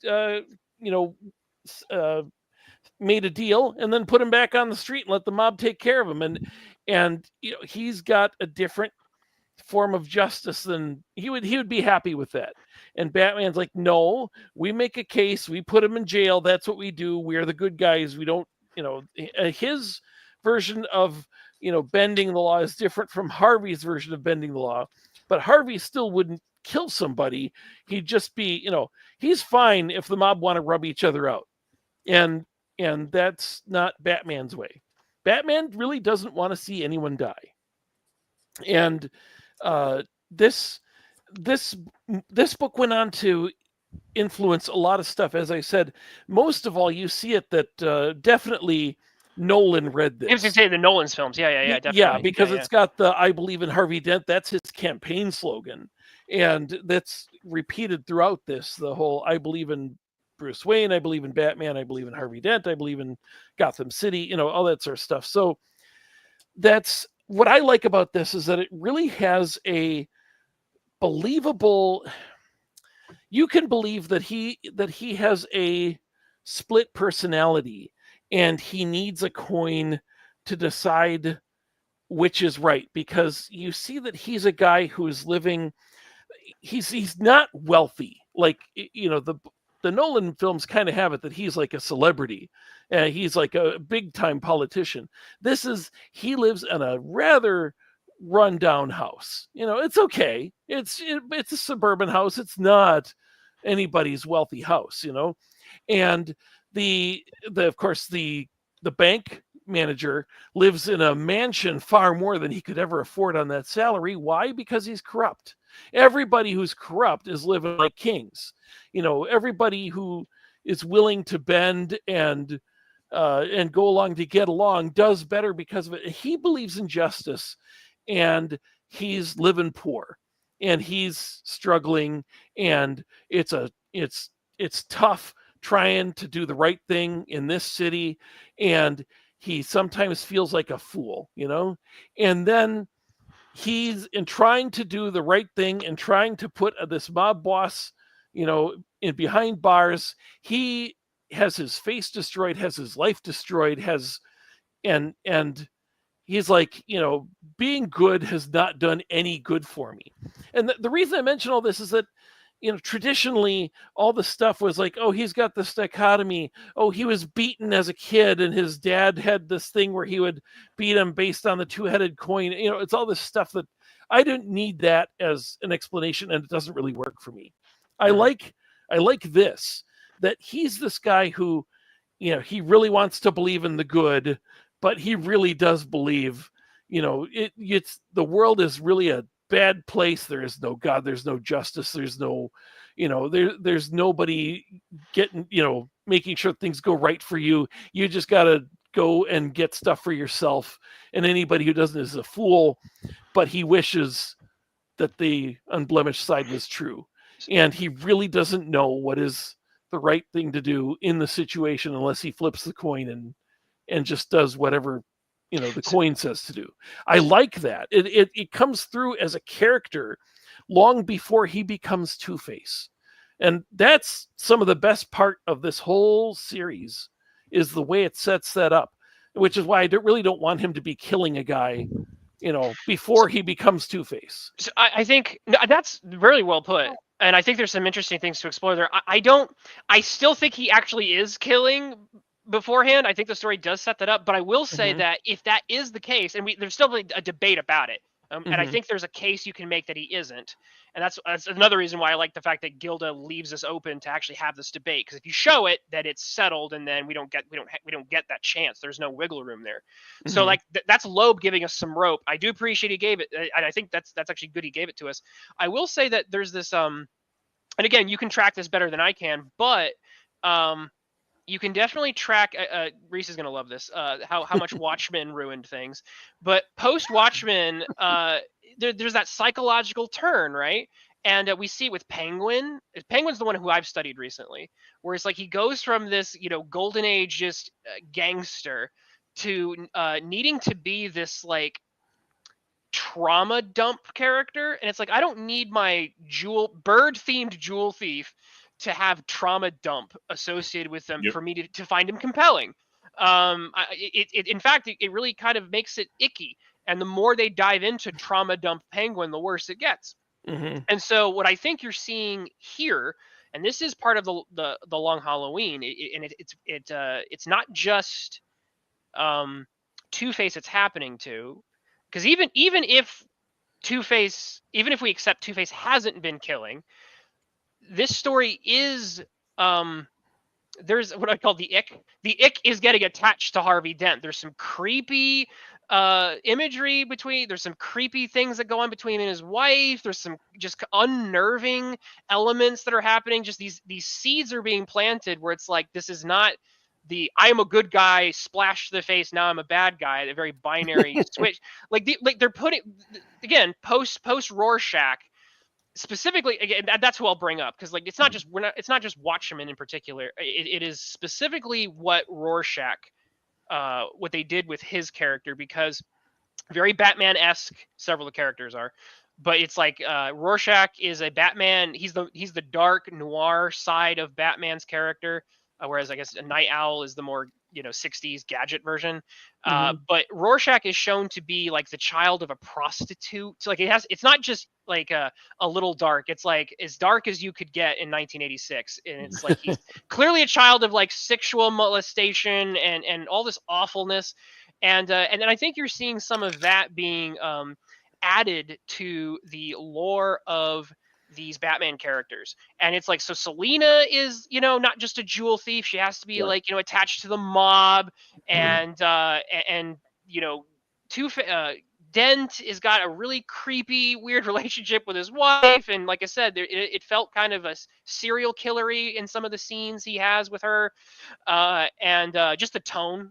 I'm not even talking about like what's actually happening. Just the tone of it just feels really, really weird. He said there are moments where you feel Gilda is just like, even before the twist, there are things with Gilda where it's just like, geez, what is going on with her? Well, if you don't notice the clues going on, right?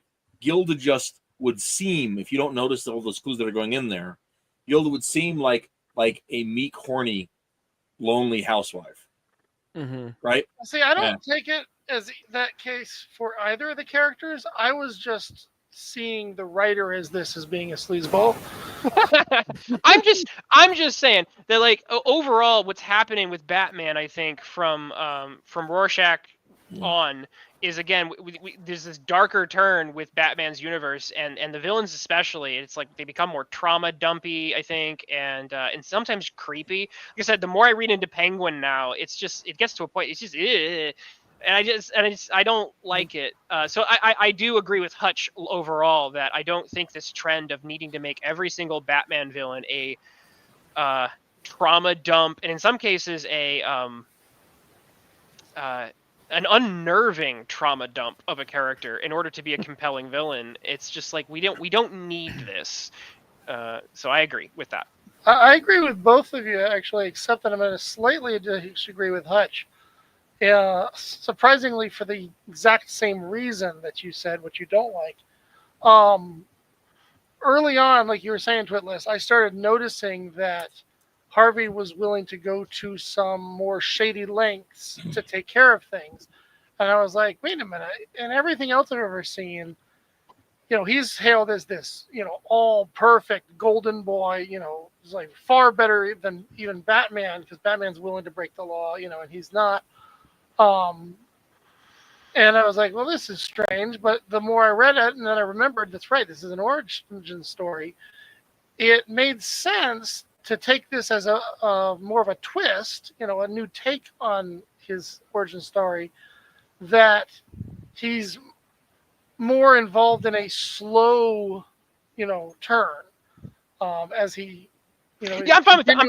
I'm fine with that. Yeah, that's fine. Impossible to beat system, and always being beaten down, and he's losing faith in it slowly. So I was like, you know what? The idea that he would kind of start taking the law into his hands behind the scenes at first, and then eventually, go crazy and become this super villain. It's like, all right, I can deal with that. No. Let me be clear. That's a separate point. That's a separate point, and I think that's a fair thing to reach, and we can debate that. The issue I want to bring up is the trauma dump aspect, where it's like, no, I know, but see, I'm referring originally to Hutch's point about not wanting him to kill until he becomes Two-Face. I'm saying I actually saw it differently because of the same evidence there. And like I said, I mean, like that, the Loeb really wants you to think it's Harvey, while he's laying the breadcrumbs that it's Gilda. He really wants you to think it's Harvey, so that when Batman makes the illogical conclusion that it's Harvey, you be like, "Oh yeah, Batman's right. Batman's the world's greatest detective. Of course, Batman's right." But Batman's not the world's greatest detective. I don't know that because like I said, without any direct evidence, I was looking at every red herring that he brought to the screen, and my ultimate decision every time was, we're just going to have to wait and see. And like I said, always with what's his name, Albert, in the back of my mind. So, on a side note, before we get off the subject here, I recently. Stupid thing. Oh, you read Penny and Prejudice? That was exactly what I read. Yeah, I picked up the first issue at the Dollar Tree for $1.25. I hate that series. It was definitely worth $1.25. Comics at the Dollar Tree? They had a promotional thing. I had a bunch of them. Yeah, you can find them occasionally there. That's exactly the comic I was referring to. Well, I was wondering about that because, and the thing about it is like this comic, like I really enjoyed the scenes of the now. Penguin as like a heartless mob boss. I thought that was kind of fun. Right. Yeah. But I didn't like all of his childhood stuff was sort of just a distraction for what else was going on. It gets worse. For the past stuff, the stuff in the present, it's actually way better. So the other thing I do have to mention regarding trauma dump before we move on from that is that Loeb, and this is something that I always have to check myself on, because I always, for what he did in Ultimatum, what he did, because I really like the Ultimate Universe. I know that's not popular for some people, but I will say that Loeb murdered it in like the most senseless, garish. He didn't even pay attention to the notes, kind of, for what people had actually liked about that universe. And but then you end up reading that, I believe, was it cancer or was it an accident? He had like a son die of like leukemia or something. Wow. So Like it wasn't just it was like he watched his son die kind of a thing and waste away. And so Loeb did, or I'm sorry. Loeb. Okay. Loeb had like Sorry. I think it was a son, but he had someone. I think it was a son from leukemia or something. So Hmm. when I see Loeb like do like awful trauma dumping stuff in comics, I'm not saying I like it, but at least I guess I understand where it comes from. And it's like, gee, gosh, I can't imagine. I really can't imagine what it would be like to be like lose a child in a horrible way, and then be like, I'm a storyteller, and like it's going to have an impact on how you tell stories. Right. So, yeah, so like I don't like it, and it's like, gee, I wish Loeb could find Jesus, and I don't know, but like I said, so sometimes when you see someone who's trauma dumping in comics, there's a reason.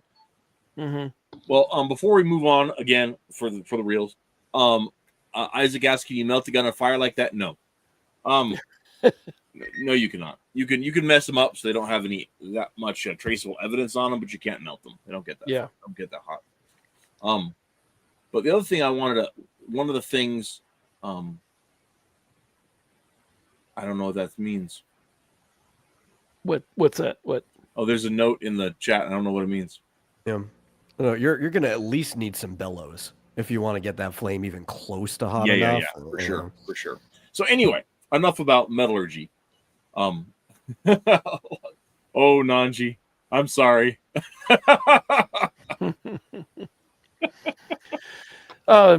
Is now the time to bring up the things that I made my notes about? Yes, exactly. Okay. But before we get into that, one of the things that I want to talk about is just how much of an impact that Long Halloween has had in comics and comic book and superhero media from there on, because it has been foundational, right? You have the burning all the mob's money bit that got used in Dark Knight. You've got a ton of the campaign slogans that they use in Dark Knight. A whole bunch of stuff gets added out of here, and for some of it was really good and really impactful. But also you have Batman being an idiot, horrible detective ever after. I can't think of a single story where Batman is the world's greatest detective anymore. And that bothers me. So Batman, Twitless talked about how Batman is. That's what that means. Okay, Twitless was talking about how, it's easy for a small crime, a small scale crime to slip through Batman's thing. Yeah, but every crime slips through Batman's thing from here on out. He's just a big dumb moron in almost every portrayal, right? Well, this has a lot to do with what Twitless has talked about in the Superman comic about the problem with trying to write a smart character is you have to be as smart as the characters so you can actually think that stuff through. How many of us at least leave it to the imagination. Right. How many of us could properly write a mystery at all? Right. Like it's not an easy thing to go through all that detail, let alone do it and not mess anything up. Well, the bigger problem is do it on time constraints, right? Yeah. Because the best murder mystery novels and stuff, they go through like 10 to 20 rewrites before it ever hits the print. Right? Oh my Maybe God. sometimes takes over a year or two to make. Right? These comics had to come out like what, month by month? Yep. Yeah. Oh my gosh, that's the answer, isn't it? That is why modern murder mysteries work the way I said they do. They have to come out with these every single week. Now the problem with this is that Batman getting it wrong at the end is not as much of a problem for me as Batman failing to make much of any progress at all throughout a year and not really doing much in the way of detective work. Well, I can see him getting to the end, and I wish that it was him saying there were two killers, not Harvey Dent, but his being told, well, there's two killers. He's saying, yeah, he's referring to himself, and he just wants there to be two killers because he likes two. You know, that may seem like a flippant thing to you, and it's like Batman's really stupid. It's like, no, it's a logical thing, and you can close this case, and nothing is really jumping out at him as being illogical. Right. And so I can see him being led down the primrose path in this way, and we only know that he's wrong because we get told by Gilda. But if there wasn't that scene, we could see, that this is done, this case is done. And Batman, even in the classics, he wasn't infallible. I mean, you consider how he never knew who the Red Hood was. And then he actually was teaching a detectives class at a college. This is a very different Batman era. Batman is teaching a detectives class, and they're like, I never knew who the Red Hood was. And then they do some detective work, and they find out that one of the hairs, they must have singed it in the acid, and it's green. And he's like, oh no. And it turns out it's the Joker. And that's the origin of the Joker. And he was wrong all those years. He didn't know who was under the Red Hood. It's like, they didn't mind saying that. It's like, this ruins Batman that he doesn't know who the Red Hood was. It's like, you don't solve every case. You have a bunch of cases. His own parents' mystery, who killed his parents. I mean, they want it to be unsolved, even though we keep saying Joe Chill. They really want it to be the case that he's never avenged his parents. So, and from this point, some things that we need to go through and read and discuss in this series, but the Court of Owls, this giant international conspiracy, Batman never noticed it was there until he's been Batman for 15 years. Yeah, well, that sucks. Had no idea that was possible. There was a story in Batman 1000 where he gets, as been Batman for like 5 or 6 years, he gets invited to the super secret detectives club, and Detective Chimp makes it before him, right? So, I mean, to be fair, it is Detective Chimp. What story is that? It's in Batman 1000. I can't remember what it's called. Oh, okay, but I would like to have see to go that back. one. I'd have to go dig it out of the file cabinets and look at it for the title. Gotcha. But I mean, they're just like, Batman's just like, he from Long Halloween on, he's just a laughing stock of a detective. He doesn't solve cases. He just bumbles and like, oh, look. And he uses his fists for everything. There's no detectiving. There's no capers. It's just like, you might as well be reading a Cable comic. And another large part of this, other than people not knowing how to write detective stories, has got to be that we as a culture just latched on to the ninja part a lot more.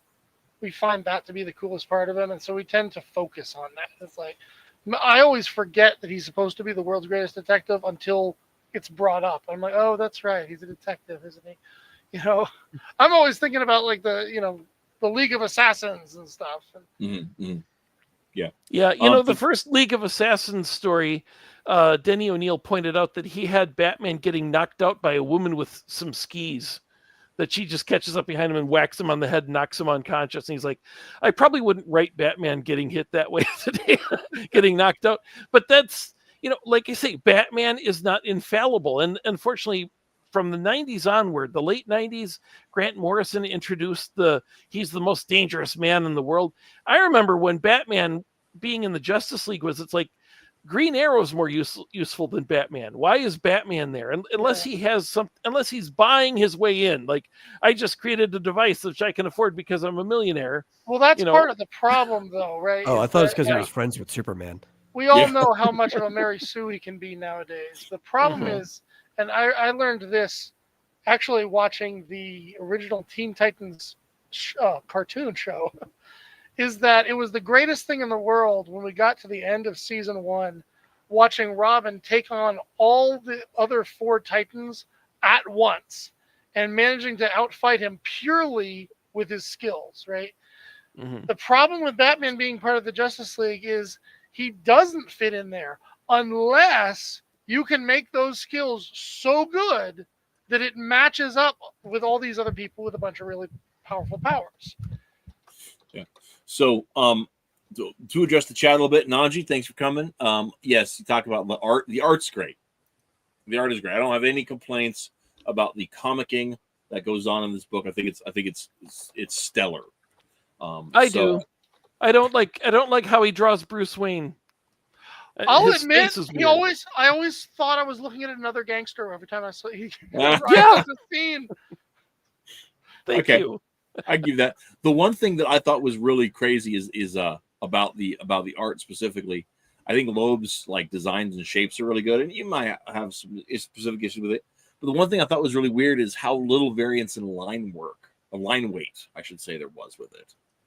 Yeah, there's just some people's style. It's The stylistic. simplicity I thought it of was fun. the I like the paneling. simplicity of the coloring matched with the amount of just pure black that was in there. Mhm. I think it works fine. I don't think you necessarily need that, especially because they were mostly thin lines. And what were you saying, Metal? I said I like the paneling. Mhm. The actual layouts. I thought those were. Bring up my my screen share here because this is about the art I wanted to talk about. I thought it interesting, and you can tell me what you think about this, Twitless. I don't know if this was done on purpose, but with these 2 pages, particularly with this monotone coloring that they've got, and it's got the almost sepia color going on, and the fact that this stuff is being thrown in a fire, never to be seen again, right? It made me think of the end of Citizen Kane, which also happens to have its last-minute twist thrown at you at the very last second of the movie. Yeah, that's fair. In a fire, no less. Exactly, right. Yeah, which brings up the really interesting thing is the other thing about like the 19-year-old me being super impressed with this book was the realization of how little I realized the dependence of this book, which is something that we were talking about. I was talking about earlier in our little chat. Is that well, I'll let you say it, Hutch. Go ahead and explain it. What? I'm sorry. What? What the stuff we were talking about in the chat? Oh, Yeah. Oh, you mean the? I'm sorry. Which pages are we talking about? I'm sorry. Oh, the entire story. I was looking up something to share with you. Oh, okay. Which sorry, I just that's fine. I can't even send you the link, can I? I have to put it in the private chat. Hang on. So when I was thinking about Batman buying his way into the Justice League, that image came up, and I had to go find it. So anyway, which 2 pages are we talking about? The beginning? No, I was saying we were changing off from the topic of the art to discussing the literary dependence. Oh, okay. Well, This it's is not great, so though. I much gotta share literary this. as film. Right. There's it opens with a mobster who his son is getting married, and he's meeting with Bruce Wayne and talking with him, and they're doing behind the scenes business as they talk. Yeah, that's Buying Batman. your way into the Justice League. Yeah, he can set. There's a dying son, and he has a sun flying scooter apparently. So there you go. Anyway, so there's a lot of Godfather influences right at the beginning, and then the ending reminded me of a movie called Presumed Innocent that Harrison Ford and Greta Scacchi were in. Yes. Where Harrison Ford is framed the whole time, and this woman that he was involved with gets murdered, and at the end, after he has gone to trial and shown that he is not the guy who murdered his, the woman he was having an affair with, who is also his partner in the law firm they were in. He goes into his shed and he's working on a tool, and he finds that there's blood on it. And as he's washing it, his wife walks up behind and just starts a long talk about how she committed the murder and did it in such a way that he would know that she did it, but nobody else was expected to have tied it to him. And his being in the court was kind of unexpected. It's just this long narrated thing where she explains that she did it all.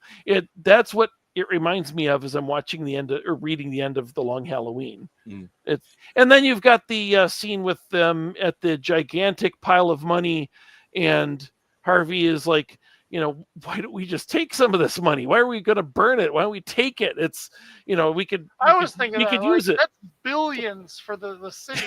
Right there. Yeah. He should be saying, that's an orphanage right there. That's a whole new hospital right there. At the same time, like almost in the same breath that I was thinking that, I also knew Yeah, but this is also Gotham, and that means that it would just go back to the corruption. Yeah, it would probably find its way back to Falcone. It would just be all, oh, thanks for the money, and here you go. I think it's funny how, Yeah. as a complete aside, I recently did a little looking into some of the origin for Batman being like super rich, and it's funny because like originally he was just like well-to-do. Yeah, There's this hilarious story about him going broke in the early, I think it was Golden Age actually, and it was just like because he was rich, but he was rich, but he was not rich enough to completely go broke on one bad investment back in the day, which is what happens. It's like an automobile investment gone wrong, and he loses everything. And Alfred is doing a lawn care. He's mowing lawns, and the Batmobile breaks down, and they have to do odd jobs to repair it on the fly because it gets a flat tire, and they're literally broke. So it's just interesting because like, and now it like as time goes on, he has to become richer and richer to the point where he's got like international corporation wealth, because there's tiers of money, right? And it's he went from being just like, yeah, I've got like a manservant and a nice car and some gadgets, to being like, you know, again, I'm basically Elon Musk tier. That's interesting, you can though, slip because the Justice League satellite into a line item in his budget. Right. And Yeah, nobody exactly. sees it. what I noticed years ago was that, you know, back when I was watching the Adam West TV show as a kid, they would always refer to him as mild-mannered millionaire Bruce Wayne, right? And one day he became a billionaire. Well, I was just thinking, well, okay, back in the 60s, million was worth a whole lot more than it is now. So I just was assuming they were up. It wasn't. Well, again, so again, there's also like a millionaire in terms of like I have a business. It's like net worth, and then like you have that in cash. Where as of today, it's both. He has a crazy. He's basically Bezos level, where it's like I have the FU money in cash, and I've got the net worth. Because like Elon Musk mentioned this once, but a lot of Elon Musk's wealth was not liquid. It was all value. It was all it was valuation. He said, I was told yesterday I have a company that's worth like, you know, so many $1 billion. Yeah. I cannot leverage that until I get a loan from the bank that actually gives me cash against that as an asset. Yeah. So anyway, Bruce Wayne has had a very interesting history, I guess, that to get him to where he is now, where it's the Justice League Watchtower can be like a line item that no one sees. The 1989 movie was what first established that he was a billionaire instead of a millionaire. Was it? And it does make it hard to believe that. It's like, why is his dad working as a doctor? You know, and why are they walking down? Why are they walking? You know, it's like it's always harder to justify. Well, I can understand a scenario where, you know, he's got all his money and he gets sick of that life and he leaves it behind, and I'll just live off the, you know, my infinite paycheck. Yeah. And then I'm going to do what I want to do on the side, which is help people. Well, and one of the things about that too is the one of the conceits is that Thomas Wayne goes to be a doctor not because he needs the money, because he wants to be a doctor. Exactly. Yeah. So he pays other people to keep him rich, and then he can go do doctoring for whatever. It actually makes sense. Part of the it actually makes sense if he's a billionaire on paper, like Elon Musk, where it's like, I can buy Twitter, I have to sell some stock because I don't actually have money. I have to sell some stock in my car company to buy Twitter because I don't have a Scrooge McDucky bin behind. Right. Yeah. Exactly. There's no money bin. Right. Right. So it may be maybe Thomas Wayne, and obviously there was a lot of investments that made that company blow up between the time that he got killed and his son was taking over the company. You know. Yeah. And we can backdate Lucius Fox to be the guy in charge making all these calls, and he's just good with money, you know. There was started to talk about that big pile of money thing. That it harkens back to Lethal Weapon 2, where it's probably the best scene in the movie. Well, there's a bunch of good scenes, but the two cops are in a what would you call a shipping container, and it is full of money, and I forget the names of the two cops, but one of them picks up the money and is like, "This is my daughter's education right here. just this much right here. This is my daughter's college education, and it's Riggs and Murtaugh, and Riggs says, take it. He's like, we're busting this guy. It's the tiniest thing. Take it. And Murtaugh's like, I'm a cop. I'm a decent cop. I'm not going to do that. But it does seem like they will never notice if this much of it is gone when this whole shipping container of money is turned in, or whatever happens to it. So, but it's an ethical dilemma moment, and you have to ask yourself, what would I do? It is a tiny little portion of this huge pile, and you wonder if, looking at that, does Harvey Dent look at that and it's like, this would be my entire mortgage paid off if I just did this before we lit up this whole thing, and it's a temptation. It's a good temptation. It's a good scene. It's a very short scene, but it does highlight the difference between Batman and him. Also, the fact that Batman does not need to grab that and go, it's like, well, no, we're not going to take this money. That's wrong to take that money. He doesn't have a mortgage to pay. It's a little high and mighty from Batman to be saying that. There's no temptation here. Yeah, you're not tempted. Yeah, well, I get it. Especially for someone who's used to breaking the law daily. True. You'd think that they'd be having that argument, though. It's like, why don't we just take this much of it and squirrel it away and, get the cops paid off better, or get the, build some hospitals or whatever. This much of it we could take away and then burn it. They won't even know it's missing from the burn pile, you think they would have but there's not enough room to talk about this, and they've got to get to the burning. Right. But so you have that. So you've got that scene that comes from another movie. You've got the Michael Corleone as the serial killer, potential serial killer part of it, right? Oh, they're ripping off the whole Calendar Man has been backdated and turned into Hannibal Lecter. Yeah. For why? No why? What's he gonna do? Let's stand back from the glass, and it's like, he's not a threat, really. They're just trying to make him creepier. I'm okay with that. So there are some Batman characters where it's nice when they level them up a little bit, because it's like, because some of their origin stories were not going to survive if you know what I mean? If you try to put him in this gritty noir, because there's a lot. Like I said, this is trying to be a noir story, very, very hard, and it's and that comes with certain requirements. Yeah. And I think that aspect works pretty well. Right. Actually, I think it works really well. Okay. Yeah. You have to be very careful though, because otherwise someday you look back and they've got this infamous moment with, Dr. Light committing rape. And that's not noir. But I mean, it is a similar desire to start taking somebody to be taken seriously. I see what you mean. Level. Yeah. Okay. It's that. No, but I think if you like, it's not good enough. Our funny books aren't good enough unless we can, get a little bit of that hyper violence going. I wish it wasn't such an obvious Silence of the Lambs influence.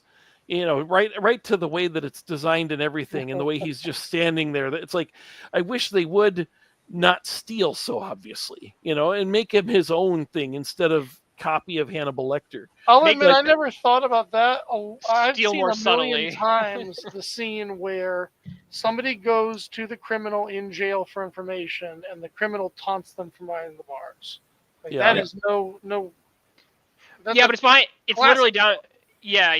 I agree. I'm with Hutch. It's a very Hannibal Lecter. Yeah, and it's become a meme. It's become a meme within stories. But it has its popularity from Silence of the Lambs, right? Like, where even down to the look of the character, the way, it's even the way he looks, exactly, right? And the way he holds himself, and the way he looks at other people around him. I mean, and that's the thing is like that is definitely a meme, but prior to Silence of the Lambs, it wasn't the criminal as consultant. It was the criminal, like, you had a part in this, and so, maybe we'll lean on you a little different if you, whatever, And so that's the that's what we have here is we have the villain as consulting detective, and that is the Silence of the Lambs thing. I just wish that Calendar Man was more useful to the story. He should be. He should be more involved in this in some way. Well, Or if you have him being more useful to the story, then what are you going to do with the all the other weird villains that they've also Yeah. pulled from the '60s to Yeah. backdate to year one? yeah, Right? I really it'd be didn't like- need Poison Ivy being in this because I I don't don't. think we need Poison Ivy. I don't think we needed Mad Yeah. Hatter. I don't think you needed that hole. Mhm. And part of it is like this. This comes back to something that Twitless had mentioned in the chat earlier, was that like you got to have the. I mean that like part of the story serves to be the transition between the Mafia, the to the mafiosos supervillains. and the freaks and masks, Yeah, and like definitely, but I don't think it really does a good job of selling that story because we don't really. It's you have a moment at the end that like tries to make up for the fact that like you've got a lot of it is that they've been under the employ in one way or another of the mafia. The freaks have been under the employ of Falcone for very forgettable what To be fair, vignettes. to be fair, it is important to point out that this was sold as a monthly series. So Mhm. part of the in theory we don't need Poison Ivy, but like if you're trying to pitch 13 issues, you need several villains to fill that out, Right. or else the And this series is not this going to work as well as a monthly in Right, terms of someone's different in this one. You know what I mean? Like we read it. One important thing to keep in mind is something we always have to remind ourselves: we read this as a trade. Yeah. right. People bought this in a store as issues, and this was the one dealing with this month and this holiday and this new villain who is going to be doing something, and that's an important part of selling it serially. Oh, and I was going to point that out too. difference. Yeah. Was that like talk about like genre, talk about feel, and you brought up noir because that's what this is. Even when there's a mystery, the solving the mystery part is often not the most important part of a noir story. And I think when you take that into perspective, this is a much better noir story, especially a month-by-month story, than if you're reading it as a trade murder mystery. Okay. Wasn't there a Raymond Chandler book where they was it Raymond Chandler? I don't know.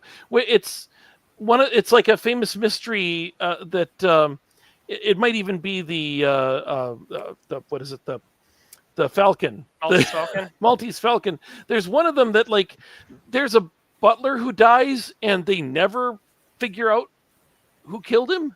It's like the publisher actually asked him. It's like, wait a minute, who killed the butler? He's like, I don't know. Yeah. It's like it's just an open. It wasn't done by anybody involved here. It was just There's a lot of murder. threads that get like untugged properly.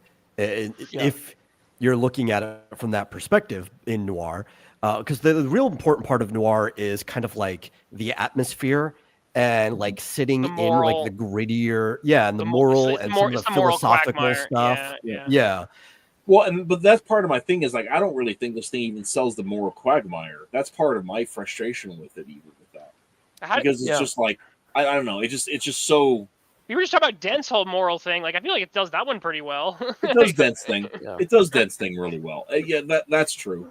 But I mean, as far as like, I do wish the Catwoman was Batman being a spectator in his own story. It's so. I agree with that. So irritating to me. Yeah, me too. And it's not, and Batman and once again, like the only reason we believe that Batman would believe that Harvey Dent was the killer is because we're being told that. Yeah. Right? Like it's not really I don't think it's believable. If you take a look at the evidence on its face. Yeah. I do wish that you were talking about Catwoman earlier. It's like it's never credible that she could be the killer, and it's like the problem is that we know Catwoman now, and it's but they're reinventing. Right, we don't like her as a killer.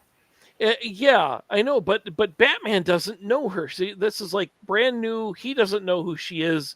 He should be much more suspicious. It's like every time I come to Falcone, you're here, and at the same time, there's no way that we are even suspicious that she might be doing anything. And it's like they should be rewriting it a little differently so that she's actually one of the credible suspects. Like what does she have? Why is she at these? And it's so quickly thrown out, even though it's not like they're good friends and he has a reason to trust her. Okay, so You know, here's an example of a noir picture that actually pulls off the detective aspect, I think incredibly well. Right, Chinatown. Yes. Right. Yeah. This should be it. This looks and feels like Chinatown, but it doesn't pull it off. Right. And that's part of and I think that's part of the frustrating aspect for me is sales art and the layouts and the designs and the props. It hits all the notes, but the story doesn't pan out. It doesn't give it that gravitas. Here's another question: how much did these issues cost independently back when they came out? Oh, I don't remember. $3. Probably $3. Yeah. So this is a $3 story that you bought back in the mid to late 90s, right? Yeah. What were your expectations for how good like this story should be, right? Because a lot of it could just be lacking the skill to pull off what you're wanting them to pull off. But for spending $3 on a monthly issue back in the late 90s, it's probably fine. Well, $3 back then, that's double the price of a regular floppy. Yeah. Actually, it's more than double because 96 a regular floppy was still $1.25. They were just about to go to $1.50. Yeah. So still, but this isn't like you're not going to the movie theaters to watch this, or you're not buying like a full printed novel. You could buy a movie ticket for $3 back then. $3.25 anyway. Maybe not. Maybe where you are. I'm kidding. Yeah. No, I think I was already spending like $7 at that time. Yeah, $5 at least. Yeah. But I'm just saying, like, our expectations probably should be more appropriate. Like, if you took the same idea, if you're revisiting it, you're remastering it, and you had all the time in the world to reconstruct the story as a graphic novel instead of like this just month by month, just floppy that was being sent out that people would read, I think your expectations could be a lot higher for this highly crafted graphic novel than it probably should have been for this original version of the book. Maybe. I did wonder, why did Harvey stab his doctor in the back? Yeah, that didn't make a lot of sense. Yeah. I'm sure it's to cause a distraction to get away. He's violent now. It's like, it didn't make any sense that he would do that to the guy. But anyway. Why do I not even remember that? When they're waiting to find out what happened to him after the acid attack. Oh, I meant to say of the acid attack.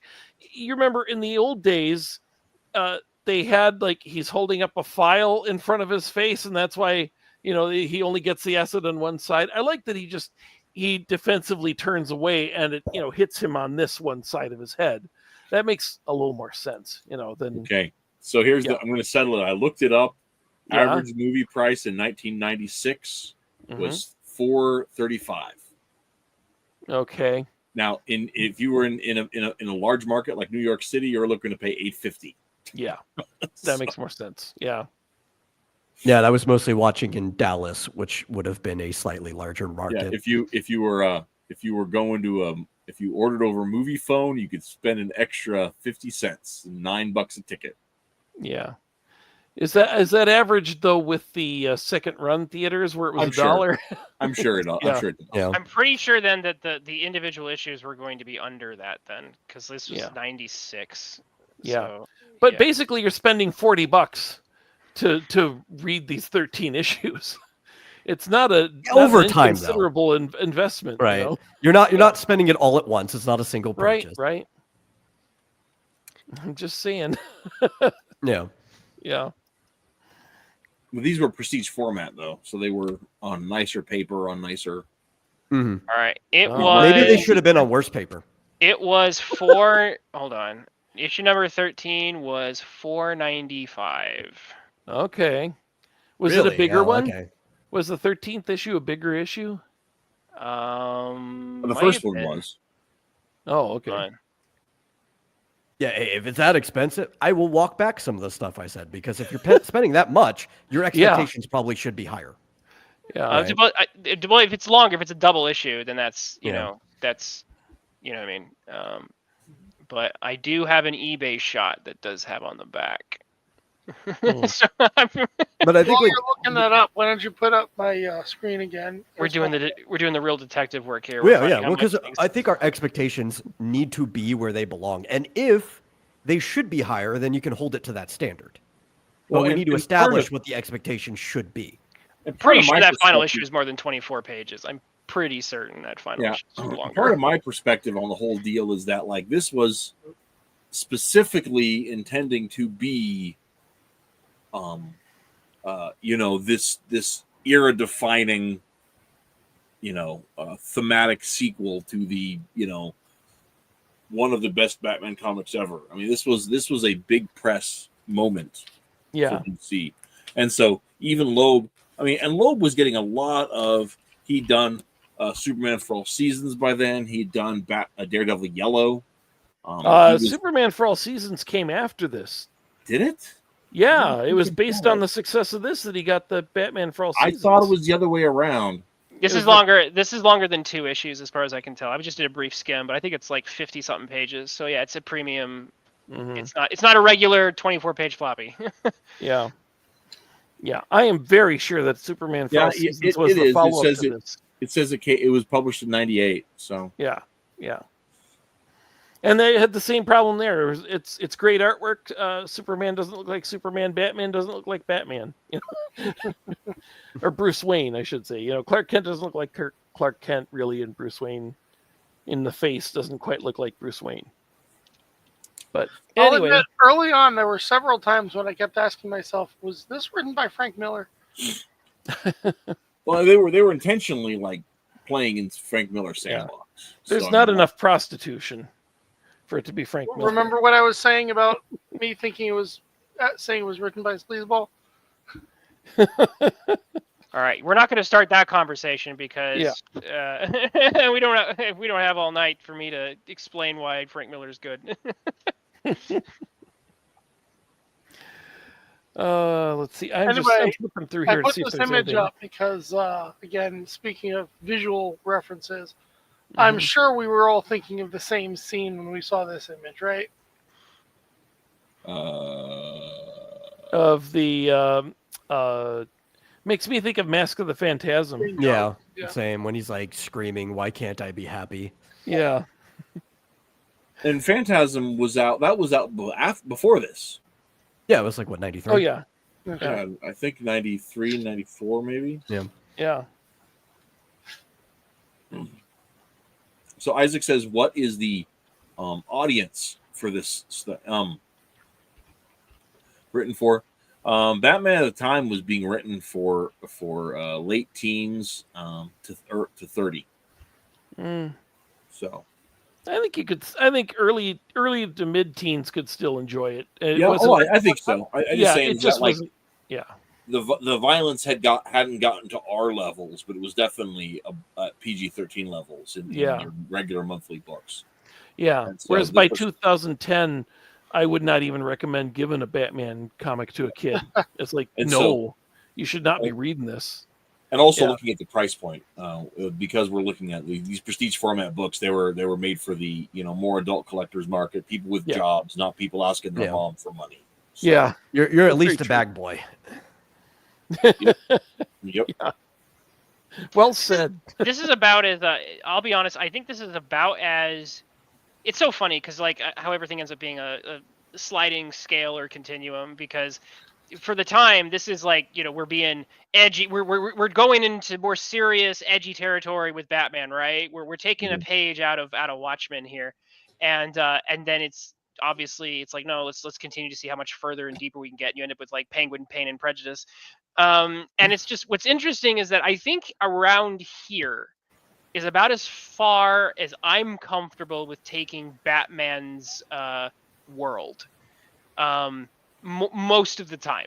It was one of my biggest, it still is, and I think I mentioned this, like I actually do kind of enjoy the Batman, the new cinematic thing they're doing, oddly enough, but one of my biggest problems with it is that it takes Batman so much further into the mud that I'm just like, what are we doing? What's the point of this? If I want to watch The Sopranos, I can just watch The Sopranos. I don't need Batman's version of Sopranos. And so, like, one thing I will say is that this is an interesting book on the continuum of how far can you take a superhero universe before it starts to lose what it means to be that genre, and become something else. And other people can say they like it, but then I don't think those people can also say in the same breath that they actually like superheroes. You like something else at that point that just maybe has a trapping or two. And I think this is interesting as a litmus test for how far can you take this into this kind of grittier noir-ish territory and still keep it Batman.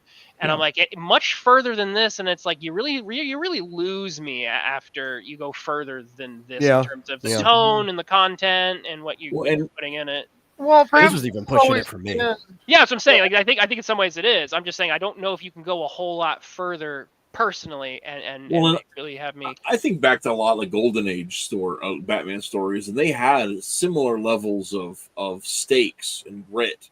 It just doesn't always necessarily pan out with the same kind of graphicness, right? You think about like the early Joker stories and just the wanton killing and all that kind of stuff. So but the way I guess, I see it, and because also, I'm sorry. Let me just finish the thing up. One thing I do want to say though is that like I also like total side note. I liked the Joker stories in Long Halloween. I don't normally like a lot of Joker stories, but I thought those were fun. He had too many teeth, though. Yeah, he's like a shark. He's a shark levels of teeth. He was surprisingly cartoony for the rest of the characters in this. Yeah. Well, Sale's got his own style with that, though. Right. I didn't mind him robbing the family's house at Christmas. He doesn't kill them; he just robs their house, and I thought that was kind of funny. I didn't really care for the whole.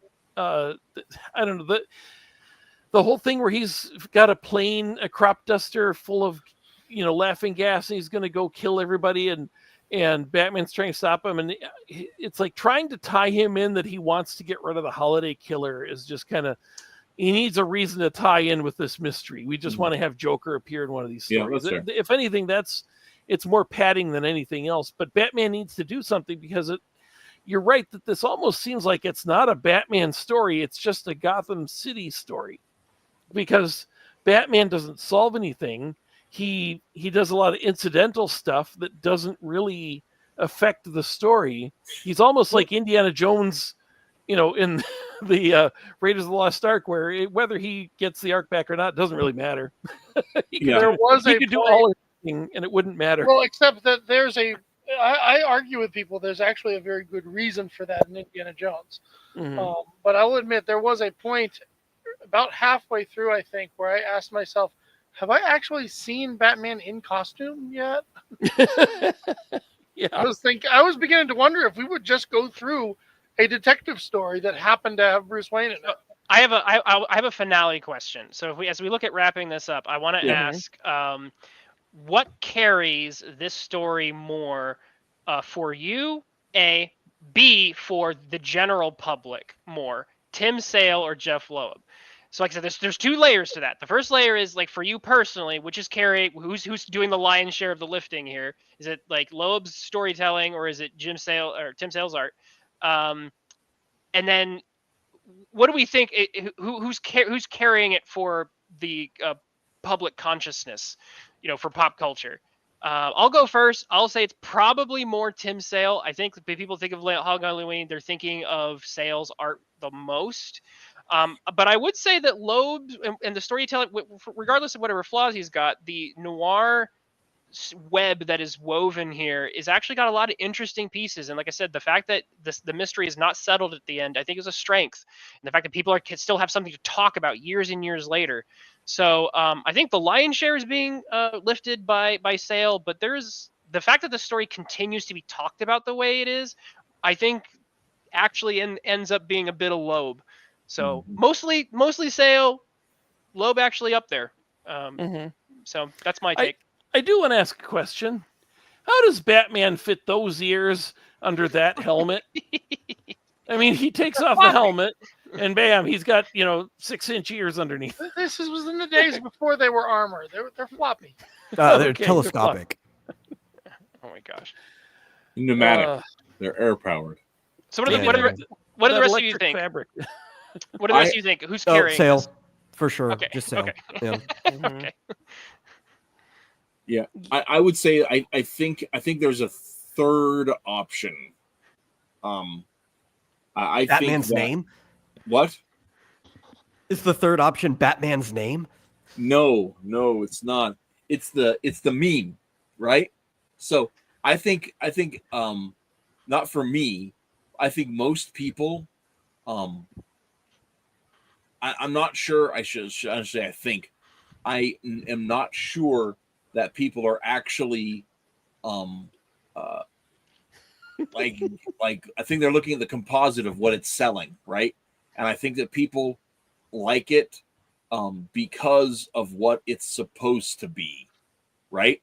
That idea of, like you were talking about it in the chat, Twitless, the the transition from the mob to the freaks, that noir detective Batman feel, that whole thing, the meme of what it's supposed to Sure, be. but who's carrying that field more, Well, Loeb or Sale? I think that I'm not sure that any.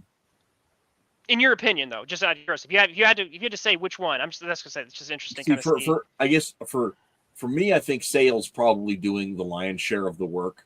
Gotcha. For my own self, as far as what I most appreciate about it, because the story bothers me, but I still can't not like the emotive, the evocative art with it. I dug looking at it, even if I was annoyed with what I was reading. But I think for the public, I'm not sure that the public actually is separating artist and writer. I think that I don't think they're looking at it compartmentally. I think they're looking at it as a composite product. Well, yeah. Based on the and I could probably help with that too, because I think most people who talk about this probably have not reread it. I don't even think a lot of people who end up buying like the trade end up actually reading the trade. It just ends up on their shelf. A lot of people probably read it close to back when it was new, and they like more of their memory of it and what their imagination has filled in and told them about what they read way back then than what's actually in the book. Which we do a lot with a lot of stories. All of us do this. That being said, that leans more into Sale lifting, because people remember images more than they're going to remember. Unless there's like a line in there that's super important, or a story element. And I think that it's probably like I said, I think we're all on the same page here. It's more, it's going to lean more into sales. It's more sales book at the end of the day. Yeah, and I think that's, if you took this story and had. I'm not going to disparage any artist, but pick an artist who's, just doesn't do Batman very well, and give them this story, and you're going to hate it. I mean, if Catwoman, or if Selena Kyle didn't look like Selena Kyle did on the page there, and you can think of any number of artists who don't draw women particularly well. We've looked at some of the artwork of some of them in our past episodes. This story would not have the impact it does, because as a story, if you're looking at it just as more of a Batman story, it wouldn't stand out in your memory as being a great thing, I think. Yeah. Aside from the fact that anything that's set in Batman's origin days is going to get a lot of attention. Mm-hmm. Yeah. Which is why they keep going back to that well. Mm-hmm. So I want to do final thoughts, but I do want to say one art thing that I do have a gripe about with the book, is that I don't know what the deal is, but Tim Sale apparently doesn't know how much babies grow in the first year, because they have little James Gordon starting as a tiny newborn in June, and then in Christmas time he's a tiny newborn, and then around Father's Day he's a tiny newborn. And you should go from like a potato to a sack of potatoes. Yeah. And then that's just a comment. That's just a comment on Gotham City's poor nutritional standards. With Gotham, that's kind of believable. Like, you know what's in that water? The amount of times Joker tries to poison it. Okay. Scarecrow venom. this is him at the end. He's much more bigger. He's a toddler. He's about 4 months old at the end of the book. Well, I don't know. It's You get yeah. much. I'm not trying to put rank, but as a dad, most kids are walking by a year. So true. Well, he might be walking. He's just he's asleep. He's in his dad's arms. You don't know. Asleep. That's true. You know what's ironic about this is that so many comic book story arcs do take place over a year, and the story takes place over the course of like 3 days or even one. This actually does take place over a year. Yeah, but also, how many days in that year do you see? It's like maybe that kid size would make sense if all these days were back to back. Yeah. Comics, I was gonna say that might just be up to the fact that comics are used to freezing time, not used to progressing. Yeah, I'm sure that's exactly right. Yeah. I'm sure that's exactly right. And I don't know how old Sale was. I don't know if Sale's ever had kids. I don't know. It's a fair point. No, it's fair to point out. A lot of people don't notice how much a kid grows unless you're there. Like even when you're there every day, you don't notice. Until you're like, wait, I got to buy new pants again. And sometimes of course, it's like actually said, like the aunts and uncles that notice more because they're coming every other week. And you're like, man, you're a lot bigger than you were last week. Yeah. Right. Where does year one stand in? Is it crossing over with this because it takes so long out of a year?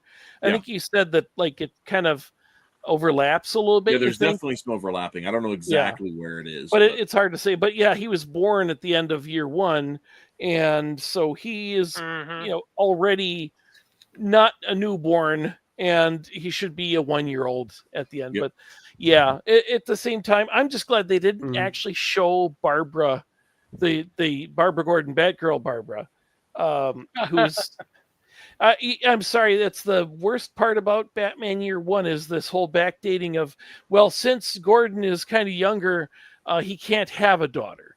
Right. And it's like, I'm sorry, if he's like, a 30-year-old cop, he could have a 10-year-old kid. And maybe they're just talking about, having a... Heck, he could have started early. He could have a 12-year-old kid. Yeah. I mean, you can get married at 18, have a kid when you're 19, and that kid can have a kid when she's 14 and she messes up, and you're a grandparent at 35. It happens. It happens. More about how old do you want Batman to be when he gets his sidekick? Yeah. So, anyway, final thoughts from everybody, and we'll wrap. Start with Twitless because he has to head out in a minute. Yeah. Twitless first. I've always felt kind of in the middle on this one. There's so many strong things with it, but there's a bunch of things that take Batman into, like I said, unfamiliar territory that just... I've always felt this was kind of like almost, I wouldn't say Elseworlds, but just a sort of like... It's so different from what I read in, day-to-day kind of Batman. And there are things about it that I like, and there's a bunch of things I don't like from the artwork. In fact, by the way, the stylistics of things, it's like this is a take on Joker, but it's not the one I imagine when I'm thinking about, like I said, a monthly adventure. So I've always set Long Halloween on its own kind of shelf in my head, where it's like, yeah, this is a interpretation of how this time might have gone in Batman's history, but I've never necessarily thought it was the authoritative one.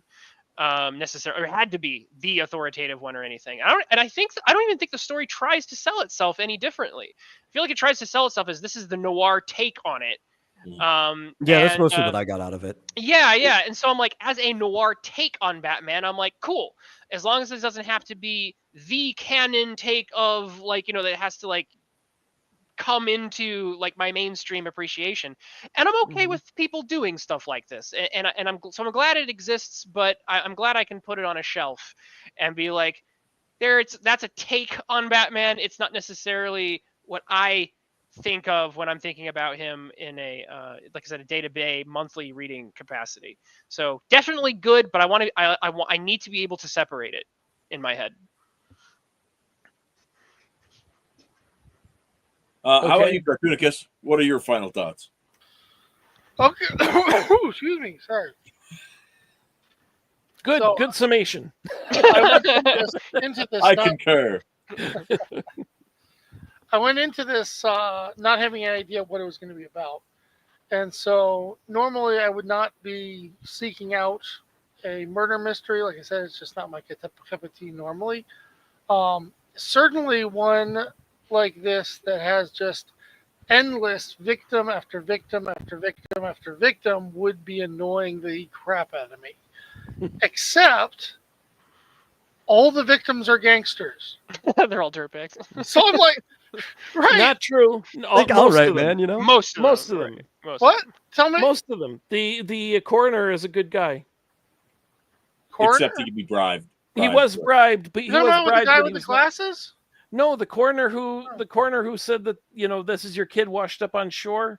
He's the coroner, and then he's killed later. He's not a mobster. He's just killed on Independence Day. yeah. For He's what reason? killed to cover the fact that he knows that the holiday killer is. yeah, he's that guy. at most a neutral guy. He's like a normal Yeah. dude who kind of just lives a normal life, doesn't normally necessarily screw people over, but he would take a bribe. But like 90% of them are basically are crooks. Well, So- that so, messes up the entire story if you're saying that she wasn't the only killer. Oh, Right. she's She isn't the definitely only killer. Or sorry, no, sorry, I'm saying it wrong. Oh. If you're saying she was the only killer. Yeah. I don't think any. Yeah, no, I don't think any of us said she was the only one. It's. I think our debate is whether the second one is Harvey Dent alone with Alberto taking credit for like all of it, Mhm. or whether Right. it was Alberto having more.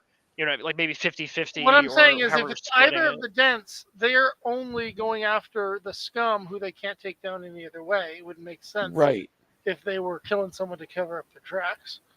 Yeah. Anyway, And still, yeah, and then the son is willing to kill people that are covering his own story. So it's not you know, just evil people, which is who, yeah, Mrs. Dent is. I missed that point, so it was still a very okay read for me. Hmm. It was not mind, destroying. And yeah, as such, I didn't pay much attention to the real details, as I was mostly just focusing on how, I was noticing, say, okay, I see how this is becoming a mystery with the red herring characters and all. And like I said, the fact that I would already kind of put together who I thought was the suspect simply based on my knowledge of stories, Hmm.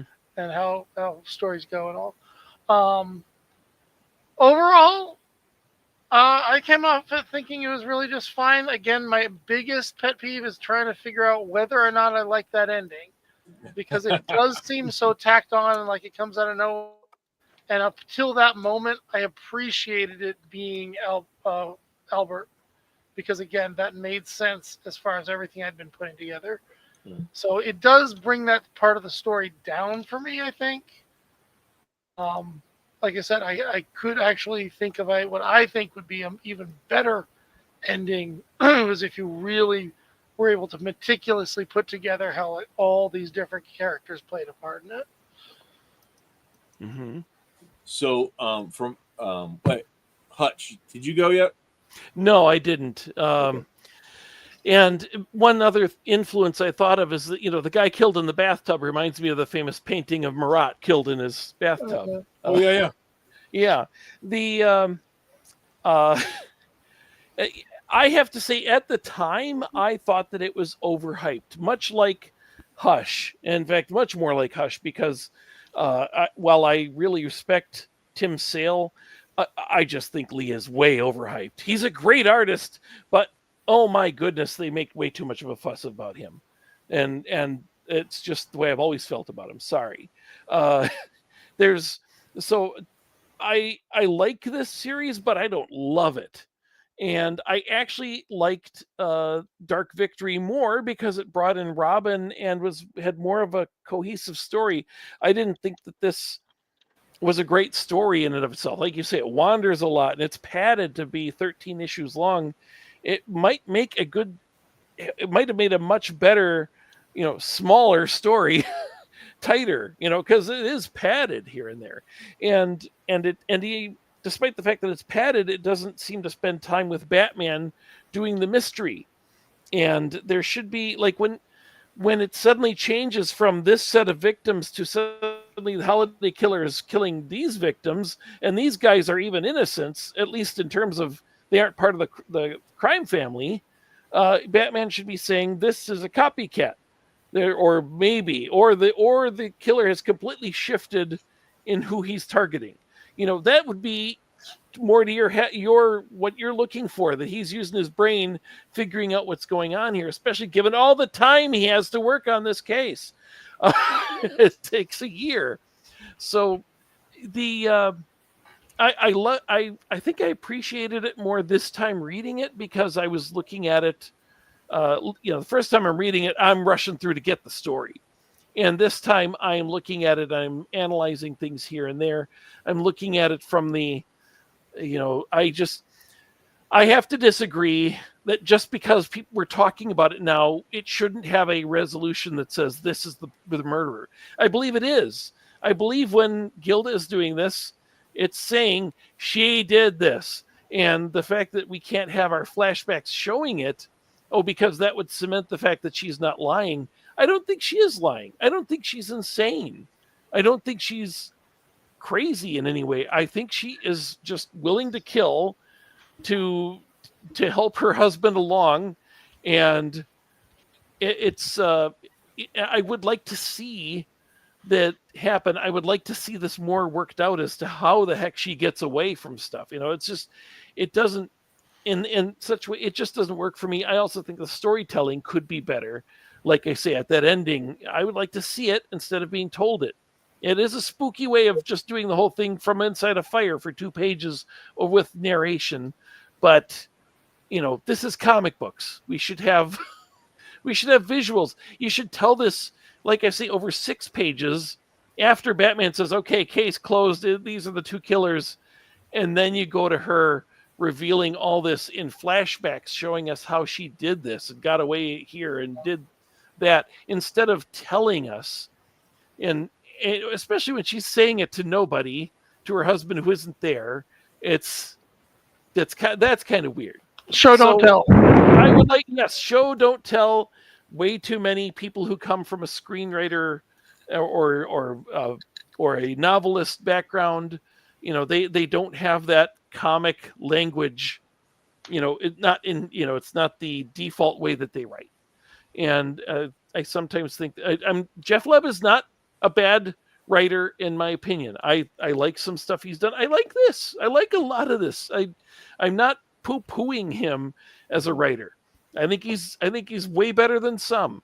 And I wish you hadn't reminded me that he was working on Lost, because that reminds me that, yes, oh my goodness, Lost is a big part of the problem. It's just they don't think things through. They want to have visuals. They want to have, oh, wouldn't this be spooky? Wouldn't this be cool? We'll think about how to pay it off later. And, maybe when he started writing this, he's like, oh, I'll have the wife be responsible. He didn't think through how does the wife get down here and do this and kill these guys and get away? Yeah. Because in the same way, Lost is kind of like that. It's like, okay, why did the bad guys capture all the kids? Remember how all the kids disappear except for one? And it's like, why? Because the way we're going to tell this story, the kids will be aging, so we need to get rid of the kids. But why in universe did they take all the kids? We're never told. We're never told what happened to them or where they went.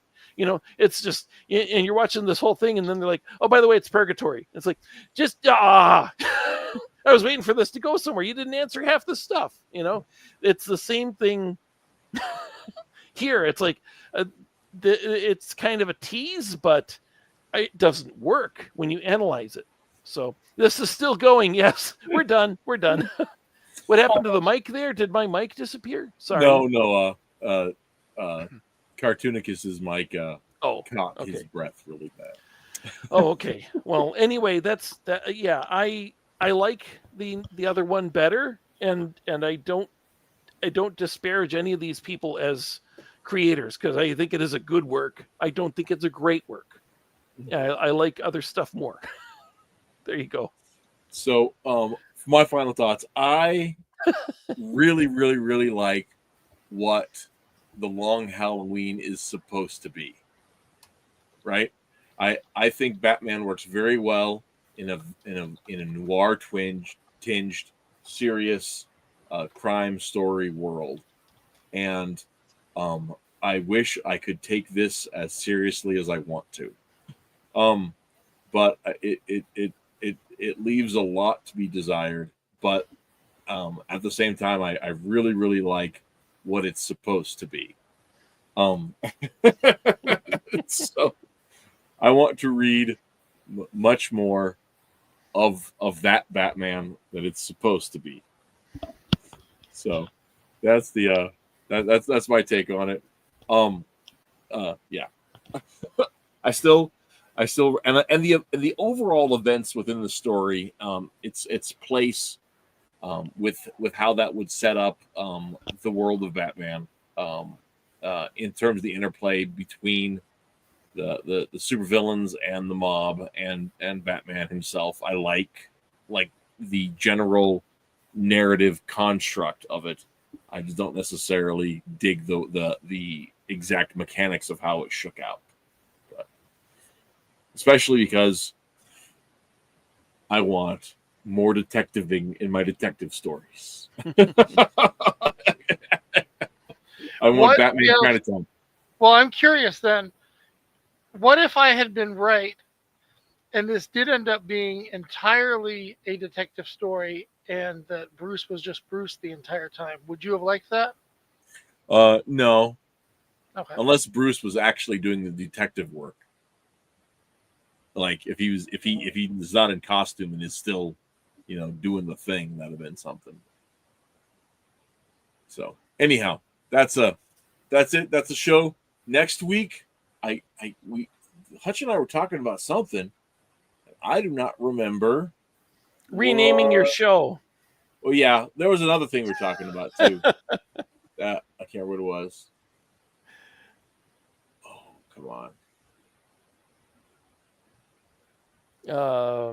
Aside from, let's see, the it's fine. We'll figure it out later. Okay, because we're not doing another Batman for a month, right? Yes. And then it will be Hush, and then after that it will be the sequel, Dark Victory.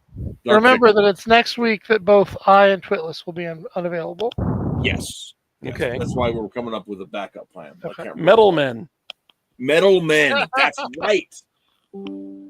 That's right. It's Metal Men. I actually found an entire folder of scans that I had done, possibly for our old conversation on here, but yeah, the history of the Metal Men.